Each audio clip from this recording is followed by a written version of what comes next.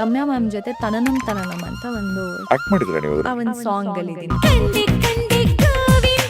ನಾನು ರಮ್ಯಾ ಮ್ಯಾಮ್ನ ಮೀಟ್ ಮಾಡಬೇಕು. ಅದಕ್ಕೆ ಏನ್ ಮಾಡಬೇಕು ತುಂಬಾ ಮ್ಯಾನಿಫೆಸ್ಟ್ ಮಾಡಿದ್ದೀನಿ. ಇವಾಗ ನಾನು ಇವಾಗ ಸ್ಟೇಜ್ ಅಲ್ಲಿ ಇದೀನಿ ಅನ್ನೋದಕ್ಕೆ ಮ್ಯಾನಿಫೆಸ್ಟ್ ಮಾಡಿರೋದು. ಆ ಕನಸು ನನ್ಸಾಯ್ತು. ನನ್ನ ಚಿಕ್ಕ ವಯಸ್ಸು ಡ್ರೀಮೇ ನಾನೊಬ್ಳು ಆಕ್ಟರ್ ಆಗ್ಬೇಕು ಅನ್ನೋದಿತ್ತು, ಅವಾಗಿಂದನೂ ಇತ್ತು. ಆ ಕನ್ಸು ನನ್ಸಾಗಕ್ಕೆ ಅದನ್ನ ಎಷ್ಟು ಕಷ್ಟಪಟ್ಟಿದ್ದೀನಿ, ಎಷ್ಟು ರಿಜೆಕ್ಷನ್ಸ್ ಅನುಭವಿಸ್ಬಿಟ್ಟಿದ್ದೀನಿ ಜೀವನದಲ್ಲಿ ಅಂತ ಅಂದ್ರೆ, ಎಷ್ಟು ಅಂತ ಆಡಿಷನ್ಸ್ ಕೊಡ್ತಾನೆ ಇದೀನಿ, ಕೊಡ್ತಾರೆ ಬರೀ ರಿಜೆಕ್ಷನ್ಸ್. ಯಾಕೆ ಏನಕ್ಕೆ ರಿಜೆಕ್ಟ್? ಕನ್ನಡ ಬರಲ್ಲ, ಬಸ್ ಹತ್ಕೊಂಡ್ ಬಂದ್ಬಿಡ್ತೀರಾ, ಈ ಖುಷಿಗೆ ಏನಕ್ಕೆ ಬರ್ತೀರಾ ನೀವು, ಮನೇಲಿರಿ, ಒಂದ್ ಗೋಲ್ಡ್ ಚೈನ್ ಹಾಕೊಂಡ್ ಬರೋಷ್ಟು ಯೋಗ್ಯತೆ ಇಲ್ವಾ ಅಮ್ಮ ನಿಮಗೆ, ಬಂದ್ಬಿಡ್ತೀರಾ, ಎಲ್ಲಿಂದ ಬರ್ತೀರಮ್ಮ, ಹೋಗಿ ಎಲ್ಲ ಸೆಲೆಕ್ಟ್ ಆಗಿರತ್ತೆ. ನಾನು ವರ್ಕ್ಶಾಪ್ ಎಲ್ಲ ಮಾಡ್ತಾ ಇರ್ತೀನಿ, ಸಡನ್ ಆಗಿ ರೀಪ್ಲೇಸ್. ಅರ್ಥನೇ ಆಗಲ್ಲ ನನಗೆ. ಅಮ್ಮಂಗೆ ಕಾಲ್ ಮಾಡ್ಕೊಂಡು ಜೋರಾಗಿ ಹೇಳ್ತೀನಿ, ಅಮ್ಮ ಯಾಕೆ ಇಷ್ಟೊಂದು. ಅಮ್ಮ ಅಪ್ಪನ ಯಾವುದೇ ರೀತಿ ಸಂದರ್ಭದಲ್ಲೂ ಅಪ್ಪನ ಬಿಟ್ಕೊಟ್ಟಿಲ್ಲ.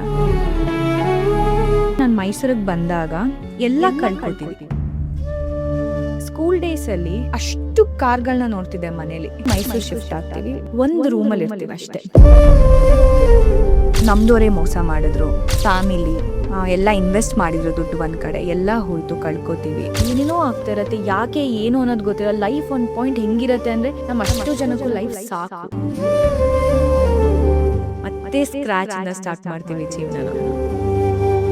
ಈಗ ಪ್ರೀತಿ ವಿಚಾರದಲ್ಲಿ ಹೆಣ್ಮಕ್ಳು ಮೋಸ ಮಾಡ್ತಾರೆ ಅಂತ ಒಂದ್ ಕಡೆ, ಹುಡುಗಿಗೂ ಲವ್ ಫೇಲ್ಯೂರ್ ಆಗಿರತ್ತೆ, ಹುಡುಗಿನೂ ತುಂಬಾ ಅನುಭವಿಸಿರ್ತಾರೆ. ಹುಡುಗರು ಹೇಳ್ತಾರೆ, ಹುಡುಗಿರ್ ಹೇಳಕ್ ಆಗಲ್ಲ, ಅವಳಿಗೂ ಒಂದು ಫೀಲಿಂಗ್ಸ್ ಅನ್ನೋದಿದೆ. ಪ್ರೀತಿ ಆಗಿರುತ್ತೆ, ಹರ್ಟ್ ಆಗಿರುತ್ತೆ, ಎಲ್ಲ ಆಗಿರುತ್ತೆ. ಹಿಂಗೆ ಪರಿಚಯ ಆಗ್ತೀವಿ, ಅದೊಂದು ಶೋ ಇಂದೇನೋ ಪರಿಚಯ ಆಗ್ತೀವಿ. ನಂಗೆ ಪ್ರೀತಿ ಅಂದ್ರೆ ಇಟ್ಸ್ ಎವ್ರಿಥಿಂಗ್.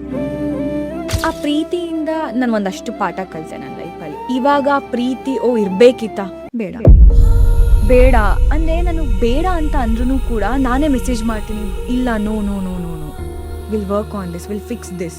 ನಂಗೆ ನಿನ್ನ ಬಿಟ್ಟಿರಕ್ಕಾಗಲ್ಲ. ಒಂದು ಪಾಯಿಂಟ್ ಹೆಂಗ್ ಅನ್ಸ್ಬಿಡತ್ತೆ ಅಂದ್ರೆ, ಆಶೆ ನಿನ್ ಸೆಲ್ಫ್ ರೆಸ್ಪೆಕ್ಟ್ ಅನ್ನೋದಿಲ್ವಾ ಅಂತ ಅನ್ಕೊಂಡ್ರು, ಕ್ವೆಶನ್ ಮಾರ್ಕ್ ಬಂದ್ರೂ ಕೂಡ ಮತ್ತೆ ಮೆಸೇಜ್ ಮಾಡಿರ್ತೀನಿ. ನನಗೆ ಅಷ್ಟು ಹರ್ಟ್ ಆಗ್ತಾ ಇದ್ರು ಕೂಡ ನನಗೆ ಕಟ್ ಮಾಡಿದ್ರು, ಬೇರೆ ನಂಬರ್ನೆಲ್ಲ ಹುಡುಕ್ಬಿಟ್ಟು ನಾನು ಫೋನ್ ಮಾಡೋದಾಗಿರಲಿ ಎಲ್ಲ ಮಾಡ್ತೀನಿ ನಾನು. ಬಟ್ ನನಗೆ ಬೇಡವೇ ಬೇಡ ನನ್ನ ಲೈಫಲ್ಲಿ ನೀನು ಅಂತ ಅಂದಾಗ ಸರಿ ಅಷ್ಟೆಲ್ಲ ಮಾಡಿರ್ತೀನಿ. ಅವ್ರಿಗೆ ಲಾಸ್ಟಲ್ಲಿ ಎಂಡ್ ಆಫ್ ದ ಡೇ ಕಾಣಿಸೋದು ಒಂದೇ, ನನ್ನ ಕೋಪ. I seen lot, my god, too much. ಹಾಗೆ ನಿಮ್ಗೂ ಅನ್ಸುತ್ತೆ ಅಲ್ಲ ಹೀಗೆ?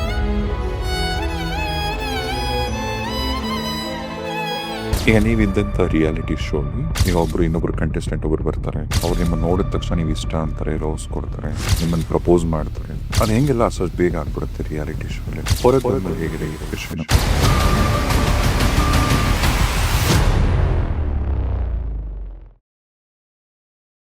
ರಾಜೇಶ್ ಸಿವಿಲ್ಸ್ನ ಈ ಮತ್ತೊಂದು ಪಾಡ್ಕಾಸ್ಟ್ಗೆ ಸ್ವಾಗತ. ಇವತ್ತು ನಿಮ್ಮ ಮುಂದೆ ನಮ್ಮ ಕರಾವಳಿ ಚೆಲುವೆ, S beautiful Rashika Shetty on the show. ನಮಸ್ತೆ. ನಮಸ್ತೆ. ಹೇಗಿದ್ದೀರಾ? ನಾನ್ ಚೆನ್ನಾಗಿದ್ದೀನಿ, ನೀವ್ ಹೇಗಿದ್ದೀರಾ? ನಾ ತುಂಬಾ ಚೆನ್ನಾಗಿದ್ದೀನಿ. ಎಂಚೌಳ್ಳಾರ್ ತುಳುವರರು. ಹೌದಾ? ಯಾಕೆ ಅಂತಂದ್ರೆ ಅಪ್ಪ ಶೆಟ್ಟಿ, ಅಮ್ಮ ಗೌಡ್ರು. ಓ, ಲವ್ ಮ್ಯಾರೇಜ್. ನೈಸ್. ಸೊ ಮನೇಲೆಲ್ಲ ಮಾತಾಡೋದ್ ತುಳುನೆ, ನಾನ್ ಮಾತಾಡೋದ್ ಕನ್ನಡದಲ್ಲಿ. ಮನೇಲಿ ಅಪ್ಪ ಅಮ್ಮ ತುಳು ಅಪ್ಪ ತುಳು ಮಾತಾಡ್ತಾರೆ, ನಾನು ಅಮ್ಮ ಕನ್ನಡದಲ್ಲಿ ಆನ್ಸರ್ ಮಾಡ್ತೀವಿ. Nice. First of all thank you so much podcast ಬಂದಿದ್ದಕ್ಕೆ. ಯಾವ ರಾಶಿಕಾ ಪ್ರಾಪರ್ ನಿಮ್ದು? ಪ್ರಾಪರ್ ಚಿಕ್ಕಮಂಗ್ಳೂರ್. ಚಿಕ್ಕಮಂಗ್ಳೂರು. ಯಾರ್ದು ಅಮ್ಮಂದ ಅಪ್ಪಂದ? ಅಮ್ಮ ಚಿಕ್ಕಮಂಗ್ಳೂರ್, ಅಪ್ಪ ಬಂದು ಮಂಗ್ಳೂರ್. ಎಲ್ಲಿ ಚಿಕ್ಕಮಂಗ್ಳೂರಲ್ಲಿ? ಪ್ರಾಪರ್ ಸಿಟಿನೇ. ಓಕೆ. ಸೊ ಲವ್ ಮ್ಯಾರೇಜ್ ಆಗುತ್ತೆ, ಅದೆಲ್ಲ. ಅಪ್ಪ ಮಂಗ್ಳೂರಲ್ಲಿ ಇರ್ತಾರೆ? ಅಪ್ಪ ಮಂಗ್ಳೂರ್. ಏನ್ ಮಾಡ್ತಿರ್ತಾರೆ? ಅಪ್ಪಂದೇ ಬಿಸ್ನೆಸ್ ಅನ್ನೋದಿತ್ತು ಆವಾಗ, ಅವ್ರು ನೋಡ್ಕೋತಾ ಇದ್ರು. ಸೊ ಮದ್ವೆ ಆದ್ಮೇಲೆ ಚಿಕ್ಕಮಂಗ್ಳೂರಲ್ಲೇ ಇರ್ತಾರೆ. ಇವ್ರು ಹೆಂಗೆ ಪರಿಚಯ ಆದ್ರಂತ? ಅಕ್ಕಪಕ್ಕ ಮನೆ. ಆಮೇಲೆ ಏನಾಗತ್ತೆ ಅಂದ್ರೆ, ಅಪ್ಪನ ಅಕ್ಕ ಅಮ್ಮನ ಅಣ್ಣನ್ಗೆ ಮದ್ವೆ ಫಿಕ್ಸ್ ಆಗತ್ತೆ. ಅಪ್ಪನ ಅಕ್ಕ ಅಮ್ಮನ ಅಣ್ಣ. ಅವ್ರದ್ದು ಲವ್ ಮ್ಯಾರೇಜ್? ಇದು ಲವ್ ಮ್ಯಾರೇಜ್ ಅಲ್ಲ ಅವ್ರದ್ದು, ಹೀಗೆ ನೋಡಿ ಸಂಬಂಧ ನೋಡಿ ಮದ್ವೆ ಫಿಕ್ಸ್ ಮಾಡ್ತಾರೆ ಅವರಿಬ್ರದ್ದು. ಓಕೆ. ಅಲ್ಲ, ಅವರು ಬೇರೆ ಮಂಗಳೂರು ಶೆಟ್ಟೀಸ್ ಅಂತಂದ್ರಿ, ಇವರು. ಸೊ ಹಾಗೆ ಅದು ಎಲ್ಲೆಲ್ಲಿನೋ ಎಲ್ಲಿಗೋ ಲಿಂಕ್ Okay, ಆಗುತ್ತೆ okay, ಅಂತಲ್ವಾ. ಸೊ ಹಾಗೆ ಮದ್ವೆ ಫಿಕ್ಸ್ ಆಗುತ್ತೆ. ಆ ಟೈಮಲ್ಲಿ ಅಪ್ಪ ಅಮ್ಮನ್ನ ನೋಡಿ ಆಮೇಲೆ ಅಪ್ಪ ಚಿಕ್ಕಮಂಗ್ಳೂರಿಗೆ ಬಂದಿರ್ತಾರೆ. ಹ್ಮ್. ಸೊ ಇಲ್ಲೇನೋ ವರ್ಕ್ ಮಾಡ್ತಿರ್ತಾರೆ ಅಪ್ಪ. ಆ ಟೈಮಲ್ಲಿ ಅಮ್ಮನ ನೋಡಿ ಇಷ್ಟಪಟ್ಟು ಲವ್ ಮಾಡಿ ನಮ್ಮ ಅಮ್ಮನ ಅಣ್ಣ ಎಲ್ಲ ಸೇರಿ ಮದುವೆ ಮಾಡಿಸ್ಬಿಟ್ಟಿದ್ದಾರೆ. ಓ ನಿಮ್ಮ ಮಾವನು ಸೇರಿದಾರೆ. ಸೊ ಎಲ್ಲ ಮದುವೆ ಆಗಿದೆ. ಮದುವೆ ಆಗಿ ತಾಳಿ ಎಲ್ಲ ತೋರ್ಸೇ ಇಲ್ಲ ಮದುವೆ ಆಗಿದೆ ಅಂತ. ಸೊ ಏನೇನೋ ಪ್ರಾಬ್ಲಮ್ಸ್ ಫೇಸ್ ಮಾಡ್ಬಿಟ್ಟಿದ್ದಾರೆ ಇಬ್ರು. ಬಟ್ ನಮ್ಮ ಅಪ್ಪ ಯಾವುದೇ ಕಾರಣಕ್ಕೂ ನಾನೇನನ್ನು ಬಿಟ್ಕೊಡಲ್ಲ. ತುಂಬಾ ಫೈಟ್ ಮಾಡಿದಾರೆ ಅಮ್ಮಂಗೋಸ್ಕರ. ಇವತ್ತಿಗೂ ನಮ್ಮ ಅಮ್ಮ ಅಂದ್ರೆ ಎಷ್ಟು ಇಷ್ಟ ಅಂತ ಅಂದ್ರೆ Nice. ಏನೇ ಆದ್ರೂ ಬಿಟ್ಕೊಡಲ್ಲ. ಬಟ್ ಅವ್ರನ್ನ ನೋಡಿದಾಗ ಅನ್ಸುತ್ತೆ ಎಸ್ ಲವ್ ಮ್ಯಾರೇಜ್ ಆದ್ರೆ ಈ ತರ ಆಗ್ಬೇಕು. ಎಷ್ಟು ಕಷ್ಟ ಫೇಸ್ ಮಾಡ್ತಾರಲ್ಲ ಅವರು ಲೈಫಲ್ಲಿ. ಲವ್ ಮಾಡೋದು ಎಲ್ಲರಿಗೂ ಈಸಿ, ಬಟ್ ಲವ್ನ ಉಳಿಸ್ಕೊಳೋದಿದೆ ಗೊತ್ತಾ, ಅದು ತುಂಬಾ ಕಷ್ಟ. ಇವಾಗ ಯಾಕೆ ನಮ್ಮ ಜನ್ರೇಷನ್ ಫೇಲ್ ಆಗ್ತಿದೆ ಅಂದ್ರೆ ಇದೇ ರೀಸನ್ಗೆ. ಕಷ್ಟನೋ ಸುಖನೋ ಮದ್ವೆ ಆದ್ಮೇಲೆ ಇಲ್ಲ ಇಷ್ಟಪಟ್ಟಾದ್ಮೇಲೆ ಅವಳು ನನ್ನ ಲೈಫಲ್ಲಿ ಇರ್ಲೇಬೇಕು, ಇಲ್ಲ ಇವ್ನು ನನ್ನ ಲೈಫಲ್ಲಿ ಇರ್ಬೇಕು ಅಂತ ಅವಾಗ ಇಬ್ರು ಕಡೆ ನಾನು ಎಫರ್ಟ್ ಅನ್ನೋದಿರ್ತಿತ್ತು. ಇವಾಗ ಒಂದು ಚಿಕ್ಕ ಪ್ರಾಬ್ಲಮ್ ಆಗಿದ ತಕ್ಷಣನೇ ಬ್ರೇಕಪ್. ಒಂದ್ ವಾರ ಬ್ರೇಕಪ್ ಸ್ಟೋರೀಸ್ ಹಾಕೋತಾರೆ, ಓಡಾಡ್ತಾರೆ, ಎಲ್ಲ ಮಾಡ್ತಾರೆ. ಎಂಡ್ ಆಫ್ ದ ಡೇ ಇವ್ರು ನಿಮ್ಗೆ Your life ಇವ್ರು, ನನ್ನ ಲೈಫ್ ನನಗೆ ಇನ್ನೊಂದು ಹೊಸ ಲವ್ ಸ್ಟೋರಿ. ಈ ಜನರೇಷನ್ ಅದೇ ಮೇನ್ ಪ್ರಾಬ್ಲಮ್. ಅಲ್ಲ ಈಗ ಲವ್ ಎಲ್ಲ ಈಗ ಮುಂಚೆ ಪ್ರೀತಿ ಮುಂಚೆ ಅಂತಲ್ಲ ಈಗಲೂ ಎಲ್ಲೋ ಒಂದ್ ಕಡೆ ಇರುತ್ತೇನೋ. ಪ್ರೀತಿ ಅಂದ್ರೆ ತಾನಷ್ಟಕ್ಕೆ ತಾನೇ ಆಗತ್ತೆ, ಟೈಮ್ ತಗೊಳತ್ತೆ, ಒಬ್ರಿಗೊಬ್ರು ಅರ್ಥ ಮಾಡ್ಕೋತಾರೆ. ಇದೆಲ್ಲ ಕೆಲವೊಂದ್ಸರಿ ಫೋರ್ಸ್ಫುಲಿ ಲವ್ ಶುರು ಆದಾಗ ಅಥವಾ ಸಡನ್ ಆಗಿ ಇವತ್ ಪರಿಚಯ ಆಗಿರ್ತಾರೆ, ನೆಕ್ಸ್ಟ್ ಡೇ ಕಮಿಟ್ ಅಂತ ಅಂತಾರೆ. ಇದು ಫೋರ್ಸ್ಫುಲಿ ಲವ್ ಅಂತ ಹೇಳಲ್ಲ ನಾನು. ಹೆಂಗೆ ಹೇಳಿ ಗೊತ್ತಾ, ಯಾರೋ ನನ್ನ ಲೈಫಲ್ಲಿ ಬೇಕಲ್ಲ, ಯಾರೋ ಒಬ್ರನ್ನ ಮಿಸ್ ಮಾಡ್ಕೋತಿರ್ತೀನಿ. ಆ ಸ್ಪೇಸ್ಗೆ ಇನ್ನೊಬ್ರು ಯಾರೋ ಬೇಕಲ್ಲ ನನಗೆ ಟೆಕ್ಸ್ಟ್ ಮಾಡಕ್ಕೆ, ಕಾಲ್ ಮಾಡಕ್ಕೆ. ಯಾರೋ ಸಿಕ್ಕಿದ್ದಾರೆ ಮಾಡೋಣ. ಈ ಜನರೇಷನ್ ಈ ತರ ಆಗೋಗಿದೆ. ಆ ಸ್ಪೇಸ್ನ ತುಂಬಿಸಕ್ಕೆ ಇನ್ನೊಬ್ರು ಯಾರೋ ಲೈಫಲ್ಲಿ ಎಂಟರ್ ಆಗ್ತಿದ್ದಾರೆ, ಅಂದ್ರೆ ಅವ್ರ ಲೋನ್ಲಿನೆಸ್ ನ ಫುಲ್ಫಿಲ್ ಮಾಡಕ್ಕೆ. ಸಿಂಪಲ್. ಅದಕ್ಕೆ ಬ್ರೇಕಪ್ ಆಗ್ತಿರೋದು. ಇಷ್ಟಪಟ್ಟಂತ ಲವ್ ಮಾಡ್ತಿರಲ್ಲ, ಮನ್ಸಾರೆ ಅಂತೂ ರಿಲೇಶನ್ಶಿಪ್ ಪ್ರೀತಿ ಅನ್ನೋದಿರಲ್ಲ. ಯಾರೋ ಬೇಕು ಟೈಮ್ ಪಾಸ್ ಮಾಡಕ್ಕೆ, ಮೆಸೇಜ್ ಮಾಡಕ್ಕೆ, ನೀವು ಹೇಳ್ದಂಗೆ ಲೋನ್ಲಿನೆಸ್. ಇದಕ್ಕೆ ಯಾರೋ ಬೇಕು ಅನ್ನೋದಕ್ಕೆ ಯಾರೋ ಅಲ್ಲಿ ಅನ್ಭವಿಸ್ತಾ ಇದಾರೆ ಅಂತ ಅಲ್ಲ. ಪ್ರೀತಿಲಿ ಬಿದ್ದಾಗ ಒಂದ್ ರೀಲು, ಬ್ರೇಕಪ್ ಆದಾಗ ಇನ್ನೊಂದು ಇನ್ನೊಬ್ರು ಸಿಕ್ಕಿದಾಗ ಇನ್ನೊಂದು ಇನ್ನೊಂದ್ ರೀಲ್. ಇಷ್ಟೇ ಆಗೋಗಿರೋದು. ಅಂಡ್ ಸೋಷಿಯಲ್ ಮೀಡಿಯಾನೂ ಹಾಗೆ ಆಗೋಗಿದೆ, ಎಲ್ಲರ ಮನಸ್ಥಿತಿನೂ ಹಾಗೆ ಆಗೋಗಿದೆ. ಈ ಜನರೇಷನ್ ಅಲ್ಲಿ ನಾವು ಓಲ್ಡ್ ಸ್ಕೂಲ್ ಲವ್ನ ಹುಡುಕ್ತಾ ಇದೀವಿ. 80s 90s ಲೈಕ್ ನಮ್ಮ ಅಪ್ಪ ಅಮ್ಮನ ಕಾಲದ ಪ್ರೀತಿನ ಈ ಜನರೇಷನ್ ಹುಡುಕ್ತಾ ಇದೀವಿ ನಾವೆಲ್ಲರೂ. ಅದ್ ಇಲ್ಲ. 1% ನಿಮ್ಗೆಲ್ಲೋ ಸಿಗೋದು, ಅವ್ರು ಎಲ್ಲೋ ಯಾವ್ದೋ ಜನ್ಮದಲ್ಲಿ ಪುಣ್ಯ ಮಾಡಿರ್ತಾರೆ ಅಷ್ಟೇನೆ. ನೀವು ಗಮನಿಸಿದ್ರೆ ಅವರು ಇಷ್ಟು ಅತಿಯಾದಂತ ಟೈಮು ಕೊಟ್ಟಿರಲ್ಲ ಅವ್ರ ಪಾರ್ಟ್ನರ್ಸ್ಗೆ. ಸ್ಪೇಸ್ ಕೊಟ್ಟಿರ್ತಾರೆ, ಹೌದು. ಫ್ರೀಡಮ್ ಕೊಟ್ಟಿರ್ತಾರೆ ನಿನ್ ಇಷ್ಟ, ನೀನ್ ಏನಾರು ಮಾಡ್ಕೋ ಅಲ್ವಾ. ಈಗ ಹಂಗಲ್ಲ. ನೀವು ಈಗ ಪಾಡ್ಕಾಸ್ಟ್ ನಾವು ಶೂಟ್ ಮಾಡ್ತಿದೀವಿ ಮಧ್ಯಾಹ್ನ, ಇವಾಗ 12:30 ಮೆಸೇಜ್ ಕಳಿಸಿ, 1 ಗಂಟೆ 1:30 ಬಂದಿಲ್ಲ ಅಂದ್ರೆ 2 ಗಂಟೆಗೆ ಬ್ರೇಕಪ್. ಅಂದ್ರೆ ಅತಿಯಾಗಿ ಏನ್. ಬಟ್ ಅದ್ ರಿಯಲ್ ಕಮಿಟ್ಮೆಂಟ್ ಕೂಡ ಆಗಿರಲ್ಲ ರಾಜೇಶ್. ನಂಗೆ ಅದು ಬೇಕು. ಈಗ ನೀನ್ ನಿಜವಾಗ್ಲೂ ಪ್ರೀತಿ ಮಾಡ್ತಿದ್ದೆ, ಅದ್ ಪ್ರೀತಿನೇ ಬೇರೆ ತರ ಇರುತ್ತೆ. ನೀನ್ ಟೈಮ್ ಪಾಸ್ ಪ್ರೀತಿ ಮಾಡ್ತಿದ್ಯೋ, ಇನ್ನೊಂದ್ ತರ ಪ್ರೀತಿ ಮಾಡ್ತಿದ್ಯಾ ಅಂದ್ಮೇಲೆ ಏನಕ್ಕೆ ಅಷ್ಟೊಂದೆಲ್ಲ efforts. Trust, main foundation trust, ನಂಬಿಕೆ. ಪ್ರೀತಿ ಅನ್ನೋದು ನಂಬಿಕೆ ಮೇಲೆ ನಿಂತಿರತ್ತೆ. ನಿಂಗೆ ನಂಬಿಕೆನೇ ಇಲ್ಲ ಅಂದಮೇಲೆ ಪ್ರೀತಿ ಹೇಗ್ ಮಾಡಕ್ ಸಾಧ್ಯ? ಈಗ ನೀವು ಅಪ್ಪ ಅಮ್ಮನ ತುಂಬಾ ಹತ್ತಿರದಿಂದ ಅವ್ರ ಕೆಮಿಸ್ಟ್ರಿನ ನೋಡಿದ್ರಲ್ಲ, ನಿಮಗೆ ಏನ್ ಇಷ್ಟ ಆಗ್ತಿತ್ತು ತಂದೆ ತಾಯಿಯಲ್ಲಿ ಅಪಾರ್ಟ್ ಫ್ರಮ್ ನಿಮ್ಮ ಅಪ್ಪ ಅಮ್ಮ ಅಂತ ಬಿಟ್ಟು? ಅವ್ರಿಬ್ರಲ್ಲಿದ್ದಂತ ಆ ಹೊಂದಾಣಿಕೆ ಏನ್ ಇಷ್ಟ ಆಗ್ತಿತ್ತು ನಿಮಗೆ? ನಂಬಿಕೆ. ಅಮ್ಮ ಅಪ್ಪನ ಯಾವುದೇ ರೀತಿ ಸಂದರ್ಭದಲ್ಲೂ ಅಪ್ಪನ ಬಿಟ್ಕೊಟ್ಟಿಲ್ಲ. ಹೇಗಿತ್ತು ಅಂದ್ರೆ ನಾನು ಮೈಸೂರಿಗೆ ಬಂದಾಗ ಎಲ್ಲ ಕಳ್ಕೊತೀವಿ. ಅಪ್ಪ ಅಮ್ಮನ ಲೈಫ್ ಸ್ಟೈಲೇ ಡಿಫ್ರೆಂಟ್ ಆಗಿರುತ್ತೆ. ನಾನು ಚಿಕ್ಕಮಂಗ್ಳೂರಿಂದ ಸ್ಕೂಲ್ ಡೇಸ್ ಅಲ್ಲಿ ಅಷ್ಟು ಕಾರ್ಗಳನ್ನ ನೋಡ್ತಿದ್ದೆ ಮನೇಲಿ. ಒಂದೊಂದ್ಸಲಿ ಲೈಕ್ ಇವಳು ತುಂಬಾ ಸಕ್ಕದಾಗಿಳು, ಫ್ಯಾಮಿಲಿ ಎಲ್ಲ ಚೆನ್ನಾಗಿದೆ, ಈ ತರ ಅವಾಗ್ಲೇನೆ. ಸೊ ನಾನ್ 4th ಸ್ಟ್ಯಾಂಡರ್ಡ್ ಅಲ್ಲಿ ಇದ್ದಾಗ ಮೈಸೂರು ಶಿಫ್ಟ್ ಆಗ್ತೀವಿ. ಒಂದು ರೂಮಲ್ಲಿ ಇರ್ತೀವಿ ಅಷ್ಟೇ, ಒಂದು ರೂಮ್. ಅಷ್ಟು ಕಷ್ಟದ ಸಮಯದಲ್ಲಿ ನಾವು ಮೈಸೂರಿಗೆ ಶಿಫ್ಟ್ ಆಗ್ತೀವಿ. ಅವಾಗ ನನ್ನ ತಮ್ಮ ಅವಾಗ ಚಿಕ್ಕ ಪಾಪು, 2-3 ತಿಂಗಳೇನೋ ಆಯ್ತು. ತುಂಬಾ ಕಷ್ಟನ ನೋಡ್ಬಿಟ್ವಿ ನಾವು ಆ ಟೈಮಲ್ಲಿ. ಆ ಟೈಮಲ್ಲೂ ಅಮ್ಮ ಅಪ್ಪನ ಬಿಟ್ಕೊಟ್ಟಿಲ್ಲ. ಅಂದ್ರೆ ಏನಾಗಿತ್ತು ಆ ಟೈಮಲ್ಲಿ? ನಮ್ದೋರೇ ಮೋಸ ಮಾಡಿದ್ರು. ಫ್ಯಾಮಿಲಿ ಎಲ್ಲ ಇನ್ವೆಸ್ಟ್ ಮಾಡಿದ್ರು ದುಡ್ಡು ಒಂದ್ ಕಡೆ, ಎಲ್ಲ ಹೋಯ್ತು, ಕಳ್ಕೊತೀವಿ. ಎಲ್ಲರ ಕಡೆ ನಾನು ಕಾಲ್ಸ್ ಬರಕ್ ಸ್ಟಾರ್ಟ್ ಆಗುತ್ತೆ. ನಾನು ಚಿಕ್ಕ ಹುಡುಗಿ, ನಾನು ಅಬ್ಸರ್ವ್ ಮಾಡ್ತಿದ್ದೀನಿ. ಅಪ್ಪ ಮನೇಲೇ ಇದ್ರು ಕೂಡ ಅಮ್ಮ ಇಲ್ಲ ಕೆಲ್ಸಕ್ಕೆ ಹೋಗಿದ್ದಾರೆ, ಆಚೆ ಕಡೆಯಲ್ಲಿ ಹೋಗಿದ್ದಾರೆ, ಬಂದಾದ್ಮೇಲೆ ಕಾಲ್ ಮಾಡಿಸ್ತೀನಿ, ಈ ತರ ಸಿಚುವೇಶನ್. ಅದೆಲ್ಲ ಎಷ್ಟು ಕಷ್ಟ ಅಲ್ವಾ. ಇವಾಗ ಅದನ್ನ ನೆನ್ಸ್ಕೊತಾ ಇದ್ರೆ ನನಗೆ ಅನ್ಸುತ್ತೆ, ಗಾಡ್ ತುಂಬಾ ಲೈಫಲ್ಲಿ ನೋಡ್ಬಿಟ್ಟೆ ನಾನು ಅಂತ ಅನ್ಸುತ್ತೆ. ಬಟ್ ಇವತ್ತಿಷ್ಟು ಸ್ಟ್ರಾಂಗ್ ಆಗಿದ್ದೀನಿ ಅನ್ನೋದಕ್ಕೂ ಅದೇ ಕಾರಣ ಅನ್ಸುತ್ತೆ. ನಾನು ಚಿಕ್ಕ ವಯಸ್ಸಲ್ಲೇ ತುಂಬ ಲೈಫ್ನ ನೋಡ್ಬಿಟ್ಟೆ. ನನಗಿವಾಗ 26 ಇಯರ್ಸ್. ಏಜ್ ಆಫ್ 18 ನಾನು ವರ್ಕ್ ಮಾಡೋಕ್ಕೆ ಸ್ಟಾರ್ಟ್ ಮಾಡಿದ್ದು. ಈಗ ಹೇಳ್ತಾರೆ ಗೊತ್ತಾ, ಎಲ್ಲ ಒಂದು ಲೈಫ್ ಎಂಜಾಯ್ಮೆಂಟ್, ಕೆರಿಯರ್, ಅದು ಇದು ಅನ್ನೋ ನೋಡೋ ಟೈಮಲ್ಲಿ ಎಲ್ಲ ಆರಾಮಾಗಿರ್ತಾರೆ. ನನ್ನ ಲೈಫ್ ನಾನು ಆರಾಮಾಗಿ ಎಂಜಾಯ್ ಮಾಡ್ಕೊಂಡಿರೋಣ ಅಂತ. But at the age of 18 ನಾನು ನನ್ನ ಕೆಲಸ ಮಾಡಬೇಕು, ನನ್ನ ಫ್ಯಾಮಿಲಿ ನೋಡ್ಕೊಳ್ಬೇಕು, ಅಪ್ಪ ಅಮ್ಮನ ಜೊತೆ ಚೆನ್ನಾಗಿರ್ಬೇಕು, ಮನೆ ನೋಡ್ಕೊಳ್ಬೇಕು, ಈ ಕಡೆಗೆ ಬಂದ್ಬಿಡ್ತೀನಿ ನಾನು. ಅಲ್ಲ, ಈಗ ಮನೆ ಪರಿಸ್ಥಿತಿ ಹಂಗಿತ್ತು ಅಂತಂದ್ರಲ್ಲ, ಅವಾಗ ಯಾರು ಸಹಾಯಕ್ಕೆ ಬರ್ತಾಯಿತ್ತು? ಫ್ರೆಂಡ್ಸು, ರಿಲೇಟಿವ್ಸ್ ಥರ? ನೋ ನೋ ನನಗೆ ಅಂತಾರೆ ನಮ್ಮ ಅಪ್ಪ ಅಮ್ಮ, ನನ್ನ ತಮ್ಮ, ನನ್ನ ಚಿಕ್ಕಮ್ಮ, ನನ್ನ ತಂಗಿ, ಅದಾದಮೇಲೆ ನಮ್ಮ ಅತ್ತೆ ಅತ್ತೆ ಮಗ, ಇವರಿಷ್ಟು ಜನನೇ ನಮ್ಮ ಫ್ಯಾಮಿಲಿ ಅಂತಾರದು ಇದ್ದಾರೆ. ಬಟ್ ಆ ಸಿಚುವೇಶನಲ್ಲಿ ಯಾರೂ ಇರಲಿಲ್ಲ. ಆ ಸಿಚುವೇಶನು ಹಾಗೆ ಇತ್ತು. ಬರ್ತೀವಿ ಮೈಸೂರಿಗೆ, ಒನ್ ರೂಮ್, ಅಪ್ಪ ತುಂಬ ಕಷ್ಟಪಡ್ತಾರೆ, ಎಲ್ಲ ಚೆನ್ನಾಗಾಗತ್ತೆ, ಚೆನ್ನಾಗಿ ಆಗ್ತಾ ಇರತ್ತೆ ಟೈಮಲ್ಲಿ ಮತ್ತೆ ಏನೋ ಆಗುತ್ತೆ. ನಮ್ಮ ಅಪ್ಪ ಹೇಗೆ ಅಂತ ಅಂದರೆ, ಈಗ ಯಾರೋ ಬಂದ್ಬಿಟ್ಟು ಅವ್ರ ಕಷ್ಟನ ಹೇಳಿದ್ರು ಅಂದ್ರು ಅಂದಿದ ತಕ್ಷಣ ಕತ್ತಲಿರೋ ಚೇನ್, ಕೈಯಲ್ಲಿರೋ ಉಂಗುರ ಎಲ್ಲ ತಗೊಳಪ್ಪ, ಏನೋ ನೋಡ್ಕೊ, ಅವ್ರು ವಾಪಸ್ ಕೊಡ್ತಾರ ಅನ್ನೋದು ಯೋಚನೆ ಮಾಡಲ್ಲ. ಅವ್ರ ಜೋಬಲ್ಲಿ ಎಷ್ಟು ದುಡ್ಡಿದೆ ತಗೊಳ್ಳಿ, ಇಟ್ಕೊಳ್ಳಿ ಅಂತ ಕೊಡೋ ಅಂಥ ಪರ್ಸನ್. ಬೇಡ, ಇದು ಮಾಡಬೇಡಿ, ಎಂಡ್ ಆಫ್ ದ ಡೇ ನಾವು ಸಫರ್ ಆಗ್ತೀವಿ ಅಂತ ಹೇಳಿದ್ರು ಕೂಡ ಅವ್ರೇನೋ ತುಂಬ ಕಷ್ಟದಲ್ಲಿದ್ದಾರೆ, ಅವ್ರು ಆರಾಮಾಗಿಲ್ಲ, ಅವ್ರು ವಾಪಸ್ ಕೊಡ್ತಾರೆ, ಈ ಥರ ತುಂಬ ನಂಬ್ತಾರೆ ಅಪ್ಪ. ತುಂಬ ಕೋಪಿಷ್ಟ. ಅದು ಚೇಂಜ್ ಮಾಡಿದೆ ನಮ್ಮಮ್ಮ. ನಿಜವಾಗ್ಲೂ ನೀನು ಯಾರನ್ನೋ ಲೈಫಲ್ಲಿ ಪ್ರೀತಿ ಮಾಡ್ತಾ ಇದ್ರೆ ಅವ್ರಿಗೋಸ್ಕರ ನಾವು ಚೇಂಜ್ ಆಗ್ತೀವಿ ಅಂತ ಹೇಳ್ತೀವಲ್ಲ, ಅದು ನಾವು ಅಪ್ಪನ ನೋಡಿದಾಗ ಗೊತ್ತಾಗುತ್ತೆ. ನಮ್ಮ ಅಮ್ಮಂಗೋಸ್ಕರ ತುಂಬ ಚೇಂಜ್ ಆದರು ಅವರು. ನಮ್ಮ ಅಮ್ಮನೂ ಅಷ್ಟೇ, ಏನೇ ಸಿಚುವೇಶನ್ಸ್ ಬಂದರೂ ನಾನು ಇನ್ನೂ ಬಿಟ್ಕೊಡಲ್ಲ.